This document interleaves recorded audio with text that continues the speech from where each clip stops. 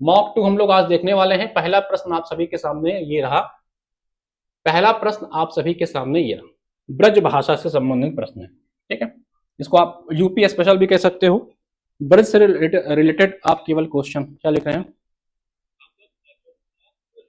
ठीक है, चलो आप केवल क्वेश्चन क्या लिखे रितु जी, समझ नहीं पाए आपकी बात हम। ठीक है, चलो तो टाइमिंग अपनी जो होगी मॉक की भैया उसको याद रखिएगा सभी लोग, 1 बजे दोपहर को ही रहेगी। दोपहर को 1 बजे हम लोग मॉक की टाइमिंग रख रहे हैं। ठीक है, पहला क्वेश्चन है आपका, in which region does the homes of Braj speakers fall. जो उत्तर प्रदेश में आपको पता है कि उत्तर प्रदेश में कई भाषा कई डायलेक्ट हैं। अगर आप यूपी का हल्का सा ऐसा मैप समझने का प्रयास करो, ठीक है, तो आप देख पाओगे जैसे आपके जो अपना रीजन है लखनऊ, प्रयागराज, इन सब रीजन में अवधी भाषा बोली जाती है। थोड़ा आप साउदर्न यूपी में जाओगे तो वहां बुंदेली और भाषा आपको देखने को मिलेगी। ठीक है, ऐसे आप जब इन दोआब रीजन्स में आओगे तो दोआब के जो रीजन्स हैं इसमें आपको बघेली वगैरह फिर इधर मिलेगी, आपको जो है ब्रजभाषा सुनने को मिलेगा। तो वही प्रश्न आपसे पूछ रहा है कि उत्तर प्रदेश के किस रीजन में जो है ब्रजभाषा बोलने वालों का घर किस क्षेत्र में आता है, ऊपरी दोआब, निचली दोआब, बुंदेलखंड या रोहिलखंड। कमेंट सेक्शन में बताओ। ठीक है, तो ज्योग्राफी वाला पीडीएफ अपलोड हुए, आज रात में सभी पीडीएफ अपलोड जाएंगे, परेशान मत होइए। ठीक है, देखिए पहले का उत्तर देने का प्रयास करिए। पहले का कई लोग ए लिख रहे हैं, कई लोग बी लिख रहे हैं, कई लोग सी लिख रहे हैं, ए सी बी। ठीक है, चलो पहले का ए, और कोई लोग बताओ, in which region does home of Braj भाषा स्पीक। मैंने कहा कि उत्तर प्रदेश का जो ये आपका मिड वाला क्षेत्र है, मध्य क्षेत्र है, वहां आपको पता है कि अवधी भाषा आपको देख सुनने को मिलेगी। थोड़ा पूर्वांचल वाले एरिया में जाएंगे तो आपको भोजपुरी भाषा सुनने को मिलेगी। ठीक है, इधर वाले एरिया जो है इधर आपको ब्रजभाषी लोग मिलेंगे। ठीक है, ये उत्तर प्रदेश की अलग अलग भाषाएं हैं, बुंदेली, बघेली। बुंदेलखंड क्षेत्र में जाएंगे तो वहां के लोग आपको बुंदेली भाषा सुनने को मिलेगा। ठीक है, जैसे पूछ रहा है कि ब्रज भाषा बोलने वाले को घर किस क्षेत्र में आता है, अपर दोआब, ये यहां तक का जो रीजन आता है ये होता है अपर दोआब। इसके आसपास का जो रीजन आता है उसे बोलते हैं लोअर दोआब। ठीक है, तो थोड़ा मैप देख लेते हैं, शायद मैप यहाँ पे मेरे पास पड़ा होगा तो मैं आपको मैप एक बार दिखाऊंगा तो आपको समझ में आएगा। यूपी का एक बार हल्का सा मैप देखोगे तो आपको आइडिया लगेगा कि जो ये दोआब रीजन है उत्तर प्रदेश के, ये कहां कहां से आपको देखने को मिलेंगे। ठीक है, ये यूपी का थोड़ा सा मैप देखिए। ठीक है, ये यूपी का थोड़ा सा मैप देखिए तो आपको थोड़ा सा आइडिया लगेगा। जैसे ये आपके जो होते हैं ये सहारनपुर साइड का एरिया, ये अपर दोआब में आते हैं। थोड़ा सा नीचे आओगे जहां पे आगरा, आपके मथुरा, ये सब थोड़ा जो निचले दोआब एरिया है, इसमें आपका आगरा आता है, धौलपुरी, मथुरा, मैनपुरी, एटा। जो ये निचली दोआब एरिया है यहाँ पे आपको ब्रजभाषी लोग मिलेंगे। ठीक है, जैसे ब्रजभाषा के एक महान आपके कवि हुए हैं कौन, सूरदास जी। सूरदास जी भी आपके इसी रेंज में जो है अपनी रचनाएं करते थे। तो इसका जो करेक्ट आंसर होगा, the correct answer will be आपका option B, lower Doab range. ठीक है, तो लोअर दोआब रेंज है, ये होता है आपका ब्रजभाषी क्षेत्र। तो जिसका ऑप्शन बी करेक्ट है वो अपने 1 मार्क्स ऐड कर लेंगे। ठीक है भाई, मनी गुप्ता जी ने सही आंसर दिया है पहले का बी। ठीक है, पहले का जो करेक्ट आंसर होगा वो होगा आपका बी। ये एग्जाम में पूछा जा चुका है। ठीक है, कई एग्जामों में ये प्रश्न आपका पूछा जा चुका है, इसको याद कर लीजिएगा। ठीक है, अगला प्रश्न है आपके सामने, अगला नेक्स्ट प्रश्न है, which city is known as city of toys. ठीक है, उत्तर प्रदेश के किस शहर को जो है खिलौनों का शहर कहा जाता है। नेक्स्ट क्वेश्चन पे आइए, सेकंड पे आइए। ठीक है, बताइए। अच्छा, कानपुर को क्या कहते हैं, कानपुर को हम लोग कहते हैं सिटी ऑफ लेदर या चमड़े का शहर, लेदर। ठीक है, लेदर सिटी से बोलते हैं, चमड़ों का क्षेत्र। ठीक है, फिर आपका है गाजियाबाद, कानपुर, नोएडा, ग्रेटर नोएडा। कह रहा सिटी ऑफ टॉयज किसे कहते हैं। ठीक है, अच्छा, इत्र का शहर किसे कहते हैं। अगर पूछे कि विच शहर is known and perfume city of UP, तो उसे याद रखिए कन्नौज। कन्नौज को हम लोग कहते हैं उत्तर प्रदेश का इत्र शहर। ठीक है, इत्र शहर। ठीक है, और अगर पूछे आंवले का शहर किसे कहते हैं, आंवले का शहर किसे कहते हैं, इंडियन गूसबेरी से आप लोग कहते हैं, ये है आपका प्रतापगढ़। ठीक है, ये भी याद रखेंगे, इसको भी याद रखेंगे। ठीक है, कन्नौज शहर जो होता है ये आपका जाना जाता है इत्र का शहर। ठीक, सिटी ऑफ टॉयज बताइए फटाक से, दूसरे का आंसर क्या होगा, दूसरे का ए, दूसरे का ए लिख रहे हैं, दूसरे का सी, 2 का ए। बताइए कौन सा है? नोएडा, ग्रेटर नोएडा, कानपुर या गाजियाबाद में क्या होगा? प्रतापगढ़।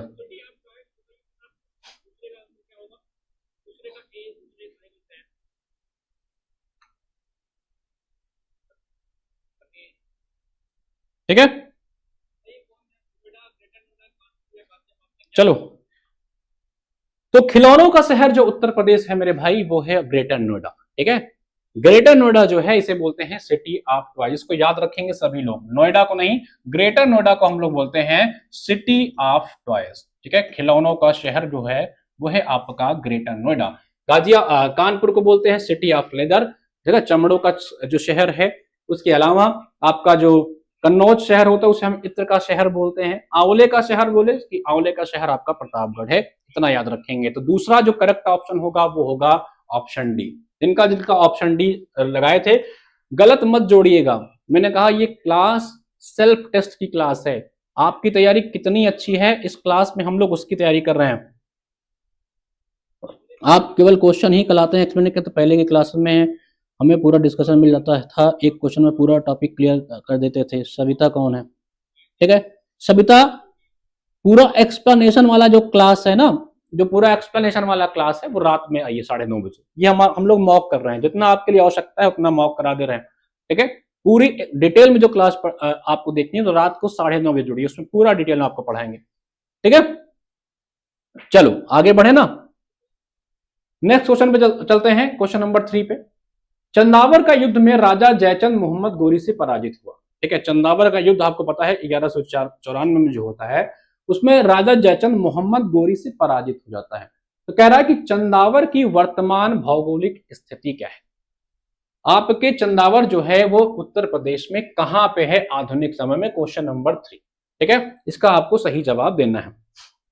आपको पता है चंदावर का युद्ध जो है 1194 में होता है जयचंद और मोहम्मद गोरी के बीच में। ठीक है, तो बताना है जो चंदावर शहर है वर्तमान में इसकी भौगोलिक शहर कहां है। ठीक है, फटाक से कमेंट करके बताओ प्रश्न नंबर 3। प्रश्न नंबर 3 बताइए।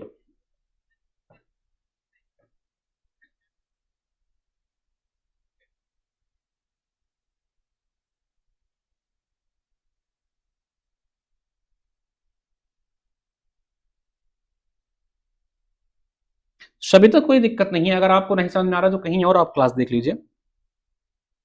ठीक है, इतना ही पढ़ाया जाएगा, इसके अलावा अगर आपको समझ में आ रहा तो कहीं और देखिए आप। ठीक है बच्चा, आपके लेवल का जितना है उतना पढ़ाया जाएगा, इससे ज्यादा नहीं पढ़ाया जाएगा।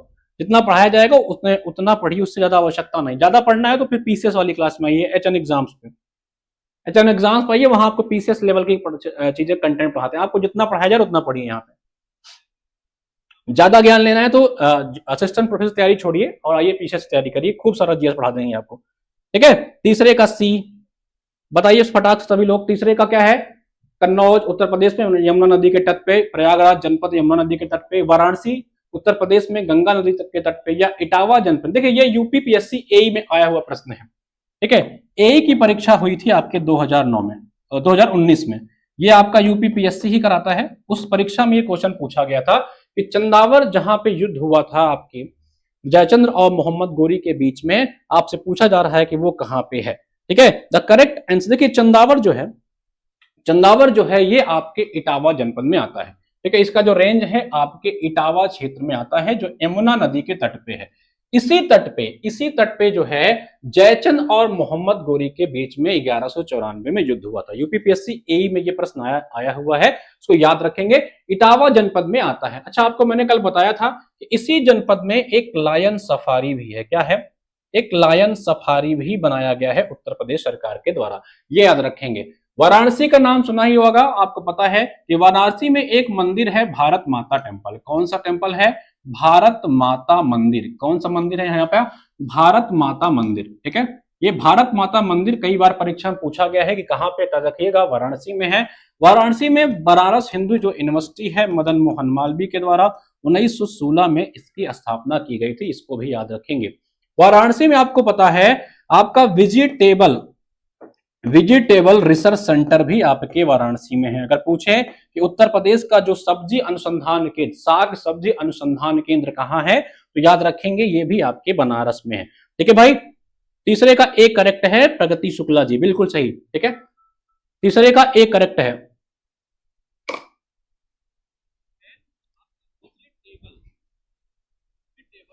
इनको सविता जी को ब्लॉक कर दीजिए, ठीक है, डिस्टर्बिंग लोग हटाइए यहां से। चलो, तो वेजिटेबल रिसर्च सेंटर आपका कहां मिलेगा, वेजिटेबल रिसर्च सेंटर आपका कहां मिलेगा भैया, ये भी आपके वाराणसी में है, इसको याद रखेंगे। अच्छा, एक राइस रिसर्च सेंटर है जो आपका हेडक्वार्टर है, राइस, राइस मतलब चावल, इसका हेडक्वार्टर है आपके फिलीपींस के मनीला में।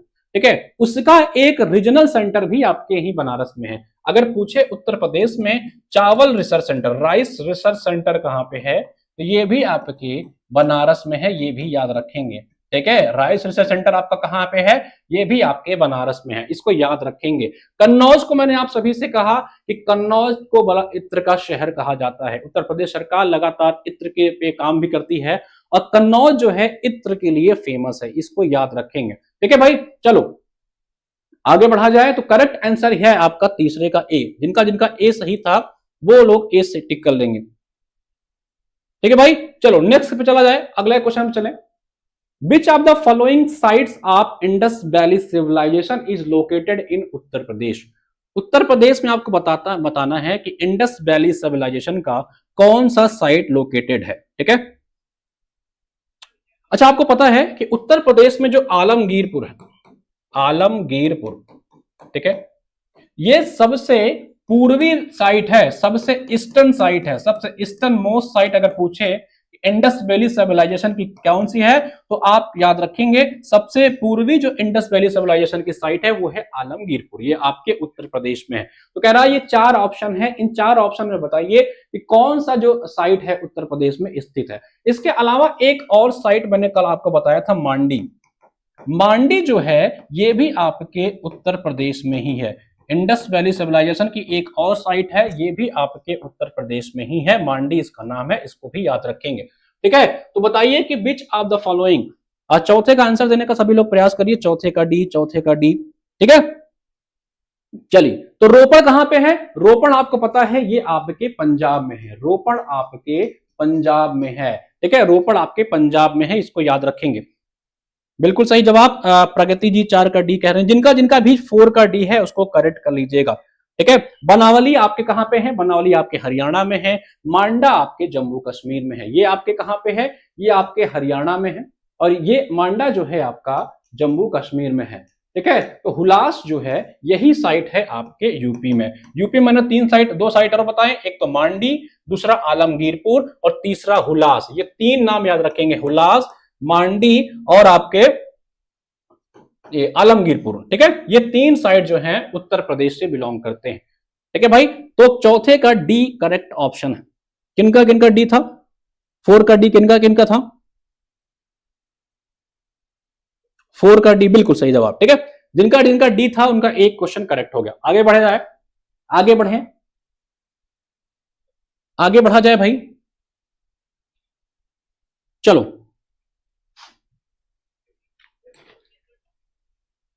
चले नेक्स्ट क्वेश्चन चला जाए।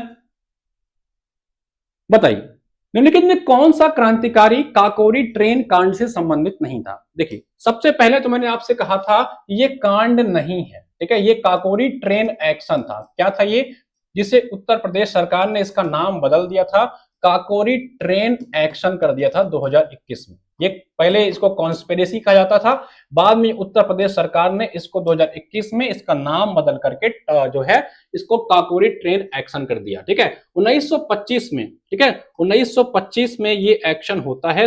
लखनऊ से सहारनपुर जाने वाली 8 डाउन ट्रेन को लूट लिया जाता है।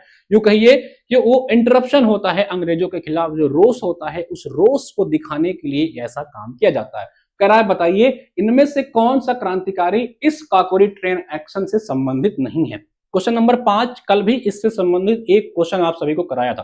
ठीक है, 5 का सी खुदीराम बोस। ठीक है, बिल्कुल सही जवाब है। तो राजेंद्र लहरी, अशफाक उल्ला खान और रोशन सिंह जो थे ये आपके इससे संबंधित थे। काकोरी ट्रेन कांड से खुदीराम बोस संबंधित नहीं थे। ये किससे थे? ये जो किंग्सफोर्ड की हत्या की गई थी, जो किंग्सफोर्ड के ऊपर बम फेंका गया था 1908 में, ठीक है, जो किंग्सफोर्ड के ऊपर 1908 में बम फेंका गया था, ये उस वाले एक्शन में शामिल थे। बाकी जो तीनों नाम है वो इसमें शामिल है। इनके साथ साथ चंद्रशेखर आजाद, ठीक है, राम प्रसाद बिस्मिल और आपके राजेंद्र लहड़ी, रोशन सिंह, ये सभी आपके इस एक्शन में शामिल थे। ठीक है भाई, 1925 में हुआ था। इसके साथ साथ मैंने बताया कि एचआरए जो हिंदुस्तान रिपब्लिक एसोसिएशन था, ठीक है, इसकी स्थापना 1924 में की जाती है।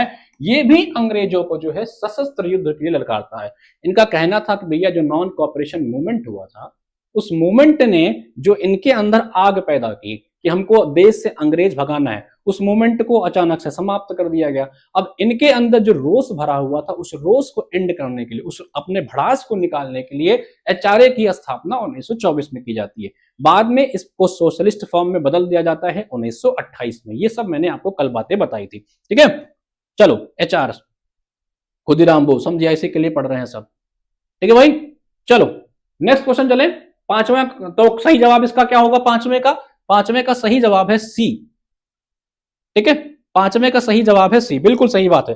चलो पांचवें का सी जिनका है वो अपना 1 मार्क्स ऐड कर लीजिएगा। और झूठ मत बोलिएगा भाई, जितना भी आपका गलत हो रहा है उसको झूठ मत बताइएगा। ठीक है, गलत इंफॉर्मेशन मत दीजिएगा, नहीं तो पता लगा आप लोग गलत इंफॉर्मेशन दे दिए। ठीक है, तो एक कांड आता है चौरी चौरा, इसका नाम लिख लीजिएगा चौरी चौरा। इसका एक ट्रेन भी चलती है चौरी चौरा। ठीक है, ये जो एक्शन होती है इसी कारण आपका नॉन कॉपरेशन मूवमेंट जो होता है एंड किया जाता है। ठीक है, आवाज वगैरह क्लियर है भाई? वॉइस वगैरह क्लियर है? वॉइस वगैरह क्लियर है ना? चलो, तो चौरी चौरा जो एक्शन होता है वो होता है 4-5 फरवरी 1922। इसी एक्शन से प्रभावित होकर बाद में आपका नॉन कॉपरेशन मूवमेंट एंड कर दिया जाता है। उसी से रोषित होकर के जितने भी आपके क्रांतिकारी होते हैं हिंदुस्तान रिपब्लिकन एसोसिएशन की स्थापना करते हैं और उससे जुड़ जाते हैं। ठीक है, बाद में काकोरी ट्रेन एक्शन वगैरह जो होता है इन्हीं सबके द्वारा एग्जीक्यूशन किया जाता है इसका। चलो नेक्स्ट पे चलते हैं। वर्तमान में उत्तर प्रदेश में स्थित 16 महाजनपदों में, जो 16 महाजनपद थे उनमें से उत्तर प्रदेश में वर्तमान में कितने स्थित हैं? ठीक है भाई, 16 महाजनपद। महाजनपद बड़ा फेवरेट टॉपिक है कमीशन का, इसको याद रखेंगे। कमीशन लगातार दसियों बार महाजनपद से सवाल बना चुका है। कम से कम अपने हर परीक्षा में हर दूसरे तीसरे साल महाजनपद से क्वेश्चन आना ही तय होता है। यहां से कुछ अभी मैं इन सब पे आपका रिवीजन कराऊंगा, जब मैं एंशिएंट हिस्ट्री को रिवाइज कराऊंगा तो सारे महाजनपद के बारे में आप सभी को एक बार बता दूंगा, तो परेशान मत होइएगा। ठीक है, सारे महाजनपद जैसे आपका काशी, वत्स, आपके कौशल, ठीक है, कुरु, शूरसेन, ये सारे जितने महाजनपद थे आपके, ये सारे उत्तर प्रदेश से ही बिलोंग करते हैं। तो क्या प्रश्न कह रहा है? ये आरओ की परीक्षा में प्रश्न आया हुआ है, इसको याद रखेंगे। आरओ की परीक्षा में यह प्रश्न आया हुआ है। आरओ 2021 की वैकेंसी में प्री के एग्जाम पे यह प्रश्न आया हुआ था। ठीक है, बताना है आपका, out of 16 ancient mahajanapada of India how many were located in present day in Uttar Pradesh. ठीक है, जो आपके महाजनपद थे, आपको पता है कि 16वीं शताब्दी के ईसा पूर्व में जब आपके गौतम बुद्ध वगैरह के टाइम पे इस समय बहुत सारे महाजनपदों का उदय हुआ। तो उन्हीं महाजनपदों में से आपके कितने 16 महाजनपद थे। इन सब अगर इनकी बात करें तो इनकी चर्चा कहाँ है? तो बौद्ध धर्म का एक ग्रंथ है अगुंतर निकाय। अगुंतर निकाय ये बौद्ध धर्म का एक ग्रंथ, ठीक है, अगुंतर निकाय। इस ग्रंथ में इनकी चर्चा की गई है, अगुंतर निकाय में इनकी चर्चा की गई है, इसको याद रखेंगे।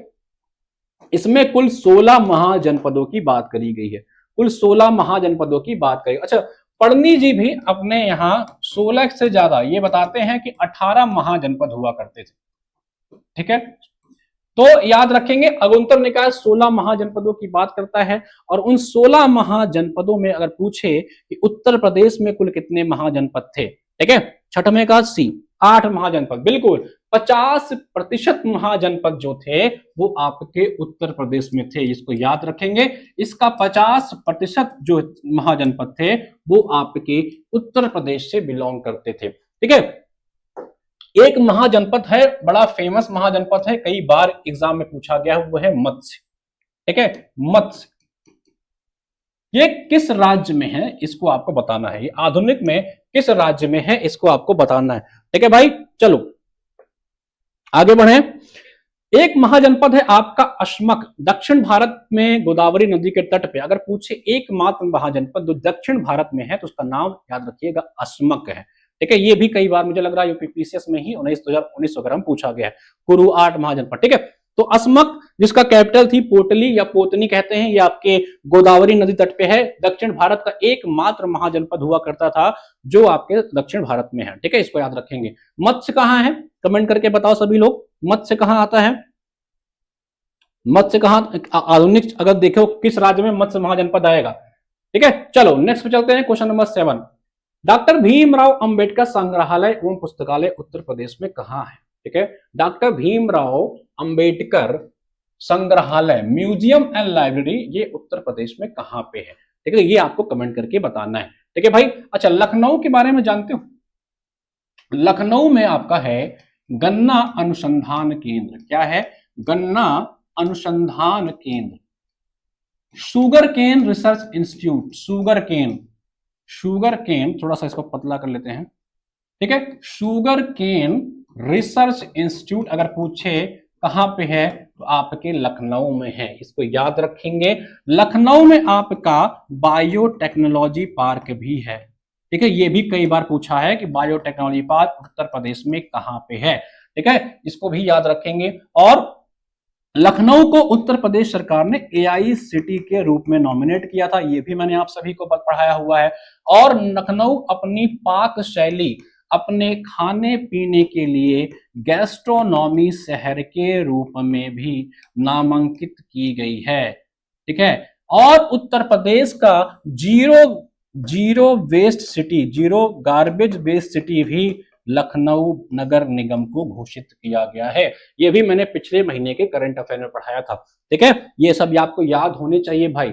आईटी सिटी भी लखनऊ में ही शुरुआत की गई थी।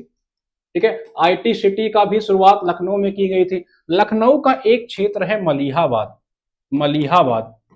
ठीक है, यहां का दशहरी आम बड़ा फेमस है, ये भी पूछा गया है आपकी परीक्षा में, तो इसको भी याद रखेंगे। ठीक है, केंद्रीय कुपोषण केंद्र, ठीक है, मैंगो रिसर्च सेंटर, ये जो मैंगो आम का रिसर्च सेंटर है ना, मैंगो का, मैंगो रिसर्च सेंटर भी आपके यही मलिहाबाद में है। ठीक है, चलो तो बताओ कहां पे है आपके doctor Bhimrao Ambedkar museum library, कहां पे लोकेट करता है। कितने लोग बताओ, 7 का है, 7 का है। ठीक है, 7 का बिल्कुल सही जवाब है रामपुर, उत्तर प्रदेश का जो डिस्ट्रिक्ट है रामपुर जो है, यहीं पे डॉक्टर भीमराव म्यूजियम है। इसकी स्थापना जो होती है वो सन 2004 में होती है। तो the correct answer will be option A. Option A जो होगा वो आपका करेक्ट आंसर हो जाएगा। कितने लोग का इसमें से सही जवाब था, 7 का ए, काफी लोग ने सही जवाब दिया है जयपुर। अच्छा अश्मक, मत्स्य, नंदिनी ने मत्स्य का शायद आंसर दिया है, जयपुर राजस्थान, बिल्कुल सही बात है। मत्स्य जो है आपके जयपुर वाले क्षेत्र में आता है, राजस्थान में। चलो, which university of Uttar Pradesh was known as the Oxford of the East. ठीक है, इसमें आज हम लोग 5-7 क्वेश्चन यूपी के, 5-7 क्वेश्चन हिस्ट्री के, कई सारे क्वेश्चन ले रहे हैं। ठीक है, परेशान मत होइएगा, सबका क्वेश्चन इसमें आपको मिलेगा। चलो सर, सीपीटी बैच में करंट अफेयर, सीपीटी बैच में करंट अफेयर है, सीपीटी बैच में करंट अफेयर है, परेशान मत होइए।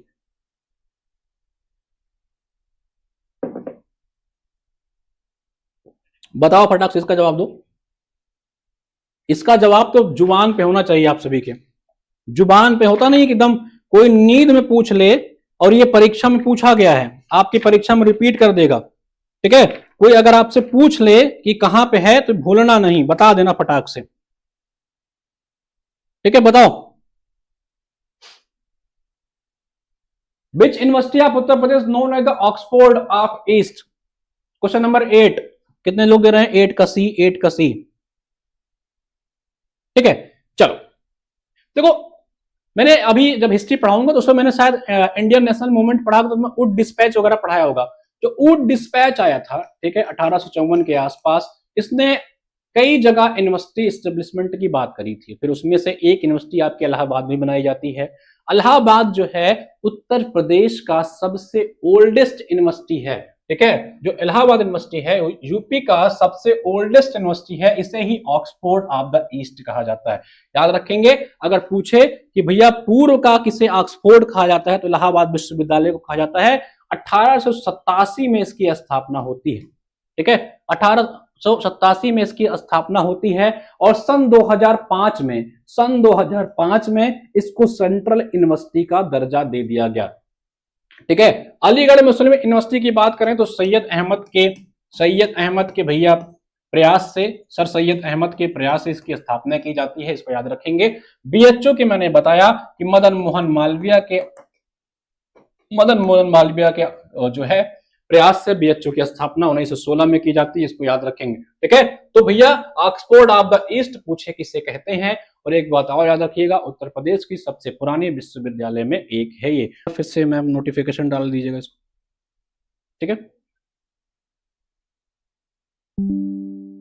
2-3 दिन से वाईफाई का बहुत समस्या हो रही है भाई।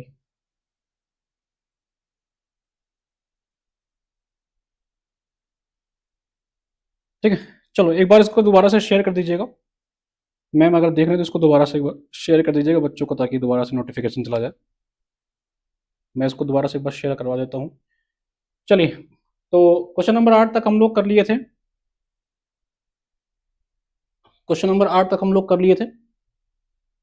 ठीक है, चलो एक बार दोबारा से आप लोग आ जाओ, रिस्टार्ट कर लेते हैं भाई।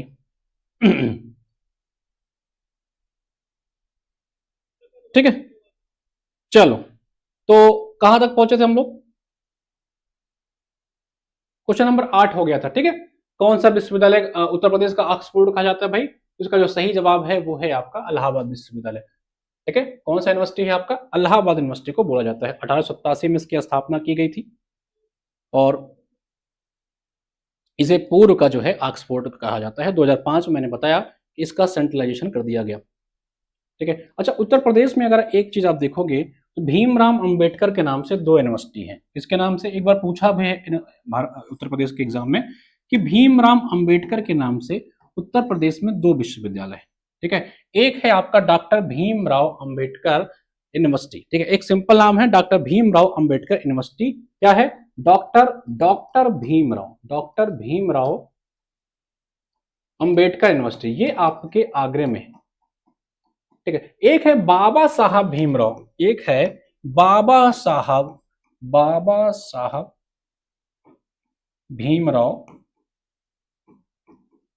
अंबेडकर यूनिवर्सिटी, ये आपके लखनऊ में है। कंफ्यूज मत करिएगा, ये एग्जाम में पूछा तो स्टूडेंट कंफ्यूज कर जाते हैं। तो बी आर अंबेडकर के नाम से यूपी में 2 विश्वविद्यालय है। एक है डॉक्टर भीमराव अंबेडकर विश्वविद्यालय। अगर डॉक्टर लगा है तो याद रखिएगा डॉक्टर भीमराव अंबेडकर यूनिवर्सिटी पूछे तो ये आपके आगरे में है। अगर पूछे बाबा साहब यूनिवर्सिटी कहाँ है? ठीक है, चलिए, अब होप कि आप लोग को वॉइस वगैरह आ रही होगी, तो आप लोग फटाफट से दोबारा से आंसर देने का प्रयास करिए।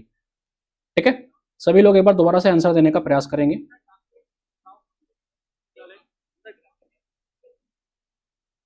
एक बार मैम सेशन को एक बार दोबारा से शेयर करिए।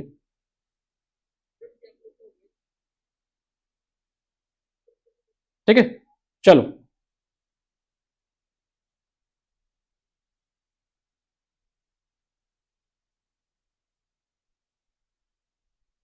नेक्स्ट क्वेश्चन चला जाए।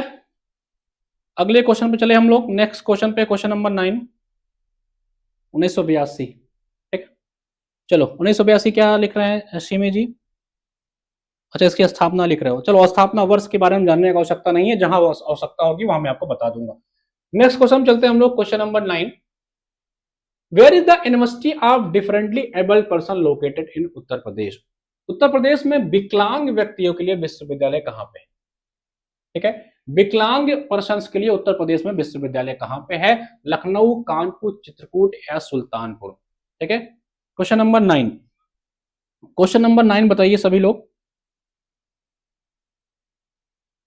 क्वेश्चन नंबर 9 का आंसर सभी लोग देने का प्रयास करिए। भीमराव अंबेडकर यूनिवर्सिटी। ओके, ठीक है, क्वेश्चन नंबर 9 का जवाब देने का प्रयास करिए कि विकलांग लोगों के लिए जो है उत्तर प्रदेश में विश्वविद्यालय कहां पे है। ठीक है भाई। अच्छा, उत्तर प्रदेश में अगर आप लोग बात करो तो एक फैक्ट यहां पे नोट कर लेना, उत्तर प्रदेश में जो केंद्रीय विश्वविद्यालय है, अगर पूछे उत्तर प्रदेश में कुल सेंट्रल यूनिवर्सिटी कितने हैं, तो याद रखिएगा उत्तर प्रदेश में इस समय, आज के समय में कुल 6 विश्वविद्यालय हैं। ठीक है, अगर पूछे कि स्टेट यूनिवर्सिटी कितने हैं, तो याद रखिएगा अभी के हिसाब से कुल यहाँ पे 32 स्टेट यूनिवर्सिटी। ठीक है, एग्रीकल्चर यूनिवर्सिटी भी कई बार पूछता है उत्तर प्रदेश में कुल कितने एग्रीकल्चर यूनिवर्सिटी हैं, तो उत्तर प्रदेश में आज के समय में 6 कृषि विश्वविद्यालय हैं, 6 एग्रीकल्चर यूनिवर्सिटी हैं, जिसमें 4 स्टेट यूनिवर्सिटी हैं और 2 आपके डीम्ड यूनिवर्सिटी हैं। ठीक है, इसको एक डीम्ड यूनिवर्सिटी है और एक सेंट्रल यूनिवर्सिटी है। ठीक है भाई, चलो आगे चलें। बताइए सर, जीके में क्वेश्चन समझ में आ रहा है उतना मत, क्योंकि जीके समझ आता है।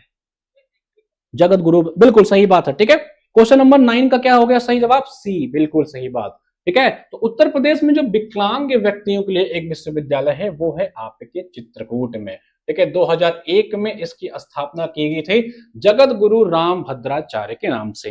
फिर बाद में जगत गुरु राम भद्राचार्य को इसका परमानेंट जो है क्या बना दिया गया, परमानेंट इसका जो है चीफ बना दिया गया भैया, कि अब जो यूनिवर्सिटी के चीफ होंगे परमानेंट के लिए आपके जगत गुरु राम भद्राचार्य जी ही रहेंगे। 2001 में इसकी स्थापना की गई थी, इसको याद रखिए। जो चांसलर हैं इसके हमेशा के लिए जगत गुरु राम भद्राचार्य ही रहेंगे, और ये उत्तर प्रदेश में विकलांग व्यक्तियों के लिए बना पहला विश्वविद्यालय था। शकुंतला देवी भी उत्तर लखनऊ में है, वो भी जो है विकलांग व्यक्तियों के लिए है। ठीक है, शकुंतला देवी, लेकिन पहला पूछे तो याद रखिएगा चित्रकूट में है। शकुंतला देवी के नाम से एक आपके लखनऊ में सेंट्रल यूनिवर्सिटी भी है। ठीक है, ये भी याद रखेंगे, वो भी जो है विकलांग व्यक्तियों के लिए ही है। ठीक है भाई, बिल्कुल सही है। चलो आगे बढ़े, नेक्स्ट चले। कानपुर में आपको पता है, कानपुर में एक एग्रीकल्चर यूनिवर्सिटी है। कानपुर में एक एग्रीकल्चर यूनिवर्सिटी है, किसके नाम से है वो है आपके चंद्रशेखर आजाद के नाम से। चंद्रशेखर आजाद, चंद्रशेखर आजाद पूछे कि चंद्रशेखर आजाद कृषि विश्वविद्यालय, कृषि विश्वविद्यालय उत्तर प्रदेश में कहां पे है, याद रखेंगे आपके कानपुर में है। ठीक है भाई, कहां पे है? आपके कानपुर में है। यहाँ पे लखनऊ में एक शकुंतला देवी नाम से यूनिवर्सिटी है, शकुंतला देवी। ठीक है, ये भी आपके विकलांग लोगों के लिए ही है। ये आपका सेंट्रल यूनिवर्सिटी है। यहीं पे मैंने आपको बताया कि क्या बाबा साहब अंबेडकर विश्वविद्यालय भी यहीं पे है। बाबा साहब अंबेडकर, बाबा साहब अंबेडकर यूनिवर्सिटी भी यहीं पे है। ये भी आपका सेंट्रल यूनिवर्सिटी ही है, ये भी याद रखेंगे। ठीक है भाई, और चित्रकूट में आपका पता ही है कि आपका चित्रकूट में जो है यही आपके विकलांग लोगों के लिए आपका बनाया गया है जगत गुरु राम भद्राचार्य के नाम पे। एक आपके विकलांग डिफरेंटली जो एबल्ड पर्सन होते हैं उनके लिए 2001 में एक विश्वविद्यालय बनाया गया। तो correct option will be option C. ठीक है भाई, चलिए नेक्स्ट पे चलते हैं। क्वेश्चन नंबर 10, उत्तर प्रदेश के किस स्थान पे राष्ट्रीय शर्करा संस्थान है? In which place of Uttar Pradesh the national sugar institute located? ठीक है, बताना। ठीक है,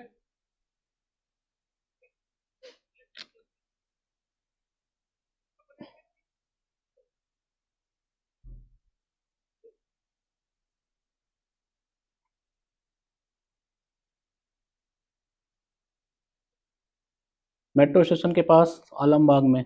सर क्लासेस डेली होती, बिल्कुल। क्लास के टाइमिंग सभी लोग नोट कर लीजिएगा, 1 PM, 1 PM। इसमें हम लोग मॉक टेस्ट करेंगे, मॉक टेस्ट करेंगे। इसमें 30 क्वेश्चन का मॉक होगा। ठीक है, 30 क्वेश्चन का मॉक होगा, मिक्स भी होगा, टॉपिक वाइज भी होगा। कभी मिक्स करेंगे, कभी टॉपिक वाइज करेंगे। जैसे किसी दिन यूपी के 20-25 क्वेश्चन रिवाइज कर लिए, किसी दिन हिस्ट्री के, किसी दिन मिक्स, ज्यादातर हम लोग मिक्स रखेंगे, और किसी दिन मिक्स यानी कि आपका प्लस करंट अफेयर। इन हर तरीके का मॉक आपको करा देंगे, परेशान मत होइएगा। 50-60 मॉक का टारगेट है, 60+ मॉक टेस्ट का टारगेट रहेगा। इसमें क्वेश्चन को आपको टारगेट करना है कि 70% आपके क्वेश्चन सही हो। बताइए, in which place of Uttar Pradesh is the national sugar institute is located? ठीक है, मैंने आपसे क्या बताया कि नेशनल शुगर केन अगर पूछे, नेशनल शुगर केन गन्ना आला अगर पूछे इंस्टीट्यूट कहां पे है उत्तर प्रदेश में, ये है आपके लखनऊ में, लाल बहादुर शास्त्री जी के नाम पे है। राष्ट्रीय गन्ना अनुसंधान केंद्र पूछे, गन्ना। ठीक है, तो ये कहां पे है आपका? ये आपका कहां पे है भैया?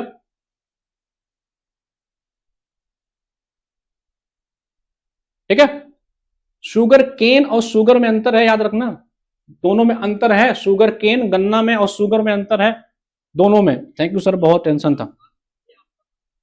सर कंप्लीट 30 क्वेश्चन क्यों नहीं? पूरा 30 क्वेश्चन करेंगे। जैसे मान के चलिए हम लोग जिस दिन मॉक करेंगे उसमें पूरा 30 क्वेश्चन ही होगा, लेकिन कभी कभी हम लोग कोशिश करेंगे कि एक, जैसे मान के चलो किसी दिन हिस्ट्री रिवाइज करना है तो उस दिन हम लोग हिस्ट्री का क्वेश्चन ज्यादा कर लेंगे, किसी दिन यूपी रिवाइज करना होगा तो उसमें यूपी का क्वेश्चन ज्यादा कर लेंगे। इससे आपका टॉपिक भी रिवाइज हो जाएगा, आपका मॉक भी हो जाएगा।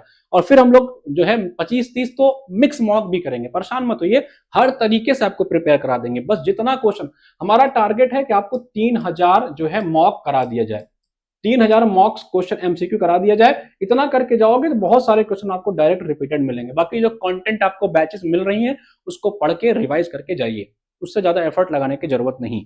ठीक है भाई, चलो बताओ इसका सही जवाब क्या होगा? 10 का क्या सही जवाब होगा? ठीक है, बताइए किस स्थान पर राष्ट्रीय शर्करा है? तो मैंने कहा शुगर केन वाला जो है, अभी मैंने बताया था ये लखनऊ में, लेकिन ये पूछ रहा है sugar institute. National sugar institute कहां है? याद रखेंगे ये आपके कानपुर में है भाई, इसको कंफ्यूज मत करिएगा। कानपुर में आपका शुगर इंस्टीट्यूट है। ठीक है, और शुगर केन रिसर्च सेंटर पूछे तो वो आपके लखनऊ में है। दोनों में डिफरेंस है, इसको याद करेंगे 10। ठीक है, क्वेश्चन नंबर 10वें का जो सही जवाब होगा वो सी। प्रगति जी ने सही जवाब दिया है 10वें का सी। ठीक है, चलो नेक्स्ट पे चलते हैं। नेक्स्ट पे चलते हैं हम लोग, आज क्वेश्चन नंबर 11 पे चलते हैं। कुछ मिनरल्स हैं और कुछ कुछ के मेजर सोर्स एरिया है, आपको बताना है ये कहां पे पाए जाते हैं। मिनरल और उनके मेजर सोर्सेस एरिया है, आपको बताना है ये उत्तर प्रदेश में कहां पाए। जैसे ग्रेनाइट है, डोलोमाइट है, सिलिका सैंड है और बॉक्साइट है। कमेंट करके फटाक से इसका जवाब देने का प्रयास करोगे। Question number 12। ठीक है, क्वेश्चन नंबर 12 का सही जवाब देने का प्रयास करो भाई। थोड़ा क्लास आज लंबी हो सकती है क्योंकि बीच में टेक्निकल एरर आ गया था। 10 का सी कानपुर। ठीक है सर, संकल्प बैच में ज्योग्राफी का नोट्स वाईटी वाला नहीं है, प्लीज अपलोड करा दीजिए। नैना शुक्ला जी, मैंने कहा ना कि अभी थोड़ा सा नोट्स में अपडेट हो रहा था, आज वो नोट्स आप लोगों के बैच में अपलोड हो जाएगा, परेशान मत होइए। कुछ और कंटेंट उसमें डलवा रहे थे जो आपके एग्जाम में पीवाईक्यू से रिलेटेड थे, आज सब हो जाएगा। ठीक है, आप लोग अभी इसका मॉक का आंसर देने का प्रयास करिए, क्वेश्चन नंबर 11 का आंसर देने का प्रयास करिए। बताइए सिलिका सैंड कहां पाया जाता है, बालू कहां पाए जाते हैं आपके सिलिका सैंड? सिलिका सैंड अगर देखोगे तो उत्तर प्रदेश के प्रयागराज जिले में। ठीक है, यहां पे आपका सी का चौथा आंसर सही हो सकता है। इसमें सी का चौथा कहां पे है? सी का चौथा ऑप्शन ए और ऑप्शन बी दोनों में, यानी कि ये दोनों ऑप्शन आप काट सकते हो। ठीक है, अब देखो आपने, अगर आपको कोई एक ऑप्शन पता होता है तो आप ऑप्शन को जो है उससे एलिमिनेशन लगाने लगते हो। आपको, मुझे पता है कि सिलिका सैंड जो है प्रयागराज पे जाता है, तो सी का चौथा जो है यहां तक मैं पहुंच गया। अब मुझे पूरा आंसर में दो में कंफ्यूजन हो रही है कि भैया दो में कंफ्यूजन है, तो दो के कंफ्यूजन के लिए हमको कम से कम एक और पता होना चाहिए। ठीक है, एक और पता होना चाहिए। कोई और बताइए इसमें से, किसी और को एक कोई पता है? ठीक है, 11 का बी। 11 का बी, देखो कई लोग इसमें जवाब भी देने लग गए हैं। ठीक है, बिल्कुल सही। ग्रेनाइट जो है वो आपके बांदा वाले एरिया में पाया जाता है। ग्रेनाइट बांदा, ए का तीसरा। ठीक है, ग्रेनाइट जो है ये आपके बांदा क्षेत्र में पाया जाता है। बांदा वाला जो एरिया है उत्तर प्रदेश का, यहाँ ग्रेनाइट्स पाए जाते हैं। ए का तीसरा हो गया, यानी कि ऑप्शन बी हो गया। बी का वन, डोलोमाइट जो है आपके सोनभद्र में, और बॉक्साइट जो है आपके दूसरे में चित्रकूट वाले एरिया में पाया जाता है। इसको मैच करा लीजिएगा। ठीक है, इसको मैच करा लेंगे तो correct answer will be answer B. ठीक है, 3142। ठीक है, granite Banda, dolomite Sonbhadra, silica आपके प्रयागराज और बॉक्साइट आपके चित्रकूट वाले क्षेत्र में पाए जाते हैं। ठीक है, डोलोमाइट सोनभद्र, बिल्कुल। तो इसका जो करेक्ट ऑप्शन हो जाएगा वो हो जाएगा ऑप्शन बी। तो जिनका जिनका ऑप्शन बी था एक क्वेश्चन ऐड कर लीजिएगा। कोई झूठ नहीं बोलेगा, जिनका क्वेश्चन गलत होगा वो अपना जो है गलत मान के चलिएगा भैया। ऐसा मत कहिएगा कि आपने यहाँ पे, और क्लास एंड होने के बाद कमेंट करके आपको बताना है कि आपने कितने प्रश्न सही किए हैं। ठीक है, और आपके कितने प्रश्न गलत थे, आपको जरूर लिखना है कमेंट में। चलिए बताइए, कुछ और बताइए, कुछ और खनिज हैं और उनके मिनरल्स कहाँ? सोनभद्र, ललितपुर और प्रयागराज, इन तीनों में बताइए कहाँ कहाँ क्या पाया जाता है। अच्छा, ललितपुर के बारे में थोड़ा सा जान लीजिए। ललितपुर जो है एक ऐसा जिला उत्तर प्रदेश का है जो तीन तरफ से मध्य प्रदेश से घिरा हुआ है। ठीक है, प्रयागराज, प्रयागराज और सोनभद्र। प्रयागराज अभी जस्ट आपने क्वेश्चन किया, प्रयागराज का सी कवन मार लो, सी कवन। तो इसमें कौन कौन सा ऑप्शन गया? ऑप्शन ए और ऑप्शन डी गया। अब बचा आपका बी और सी, ऑप्शन बी और सी बचा है। अब लगाओ, ठीक है, अब लगाओ आपका कौन कौन सा ऑप्शन बी और सी में 12 का बताओ, कमेंट करके सभी लोग लिखिए 12 का क्या सही जवाब होगा। सी कवन, सी, ठीक है, बिल्कुल। ललितपुर जो है यहाँ पे तांबा मिलता है, कॉपर जो है इस एरिया में पाया जाता है, इसको याद रखेंगे, ये डायरेक्ट कई बार पूछा है। तो बी का तीसरा आपका जो है किसमें मिल रहा है? ए बी, बी का तीसरा that will be option C, ठीक है। बी का जो है तीसरा सही हो जाएगा ऑप्शन। सोनभद्र आपका चूना पत्थर वगैरह मिलता है, लाइमस्टोन वगैरह मिलता है आपका, ठीक है भाई। तो बी का सी, ललितपुर तांबा, Prayagraj silica. The correct answer will be option C, इसको याद रखेंगे, ठीक है भाई। चलो नेक्स्ट क्वेश्चन देखते हैं हम लोग। Which are the following is not correctly match, बताइए इसमें से कौन सा सही सुमेलित नहीं है? क्या कह रहा है? उपकार, ठीक है, उपकार उत्तर प्रदेश में जो एग्रीकल्चर रिसर्च सेंटर है, उपकार उसका नाम है, लखनऊ में है। IARI इंडियन आपका एग्रीकल्चर रिसर्च इंस्टीट्यूट नई दिल्ली में है। IVRI ये आपके कानपुर में है, ठीक है, ये आपके वेटनरी वाला है। और NDRI ये आपके करनाल में। बताना इसमें से कौन सा करेक्टली मैच नहीं है। Which of the following is not correctly match? C होगा सर जी, किसमें सी होगा? अक्षय किसमें सी बता रहे हैं आप? Dudhwa national park is not in Lalitpur. Dudhwa national park जो है आपके ललितपुर नहीं, वो लखीमपुर में है। क्या नाम है इनका? ऋषिता। दुधवा नेशनल पार्क आपके लखीमपुर में है, इसको याद रखेंगे। बताइए 13 पे आ जाइए आप, ठीक है, 13 पे आ जाइए। इंडियन कह रहा है कि उपकार जो है ये आपके लखनऊ में है, आपके जो इंडियन एग्रीकल्चर रिसर्च इंस्टीट्यूट नई दिल्ली में है। IVRI Indian veterinary research institute जो है आपके कानपुर में है। और NDRI, ठीक है, ये आपके जो है करनाल में है, करनाल हरियाणा में है। कौन सा इसमें सही सुमेलित नहीं, ठीक है। देखिए ये IVRI है, इसका नाम रखेंगे वेटनरी रिसर्च इंस्टीट्यूट, ठीक है, वेटनरी रिसर्च इंस्टीट्यूट। ये आपके कानपुर नहीं है, ये आपके इज्जत नगर बरेली में है। कहां पे है? इज्जत नगर बरेली में है, याद रखेंगे। यहीं पे पहला केचुआ बीज बैंक भी बनाया गया था, इज्जत नगर बरेली में। तो ये कानपुर में नहीं है, ये आपके इज्जत नगर बरेली में है। कहां पे है? इज्जत नगर बरेली में, इसको याद रखेंगे, कानपुर में नहीं है। तो correct option will be option C, तो यही सुमेलित नहीं है, इसको याद रखेंगे, ठीक है भाई। अच्छा मैंने बताया था कि एक गोट रिसर्च इंस्टीट्यूट भी उत्तर प्रदेश में है। गोट रिसर्च इंस्टीट्यूट, कौन सा? गोट रिसर्च इंस्टीट्यूट, बकरियों पे अनुसंधान केंद्र, ये आपके मकदूम में है। कहां पे है? मकदूम। मकदूम कहां पे है? ये आपका मथुरा में है। मकदूम आपके मथुरा पे है, यहीं पे आपके गोट रिसर्च इंस्टीट्यूट है, इसको याद रखेंगे। देखिए बाकी वेटनरी रिसर्च इंस्टीट्यूट जो है वो आपके इज्जत नगर बरेली में है, ना कि आपके कानपुर में है, ठीक है। 13 का ऑप्शन हो जाएगा ऑप्शन सी, ठीक है भाई, 13 का सी, मथुरा, ठीक है। चलो आगे बढ़ा जाए, नेक्स्ट क्वेश्चन चला जाए, नेक्स्ट क्वेश्चन चलते हैं थोड़ा। The first earthworm seed bank is going to be establish. Uttar Pradesh में, मैंने ये अभी पिछले ही क्वेश्चन बता दिया, बताइए उत्तर प्रदेश का पहला केचुआ बैंक कहां बनाया जा रहा है? First earthworm seed bank. आपको पता है कि जो अर्थवॉर्म होते हैं इनको कहा जाता है कि ये सॉइल्स के फ्रेंड हैं, जो आपकी मिट्टी होती है ना उनके फ्रेंड माने जाते हैं, ठीक है। जो मिट्टियों का पोषण तत्व होता है, जो मिट्टियों के न्यूट्रिशंस होते हैं, उनके न्यूट्रिशन को बढ़ाने में इनका बेहद इंपॉर्टेंट रोल होता है, ठीक है। तो कहा इसके लिए एक अर्थवॉर्म सीड बैंक उत्तर प्रदेश सरकार बना रही है। पूछ रहा है कि कहां पे बनाया जा रहा है, ठीक है भाई, कहां पे बनाया जा रहा है। अच्छा मेरठ की बात करो तो मेरठ में आपका पता है कि सरदार वल्लभ भाई पटेल के नाम से, किसके?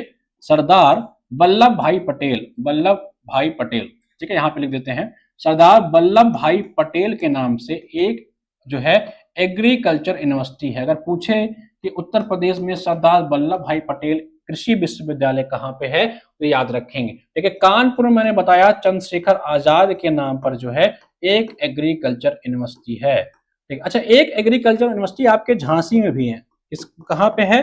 झांसी में है, किसके नाम पे है? रानी लक्ष्मीबाई के नाम से, रानी लक्ष्मीबाई के नाम से एक एग्रीकल्चर यूनिवर्सिटी उत्तर प्रदेश के झांसी में है। ठीक है, तो बताइए पहला केचुआ बैंक कहां बनाया जा रहा है? Question number 14। ठीक है, 14 का ए। बरेली की बर्फी किसानों का मित्र, बिल्कुल किसानों का मित्र, सॉइल फ्रेंड्स, जो कहना हो कहिए।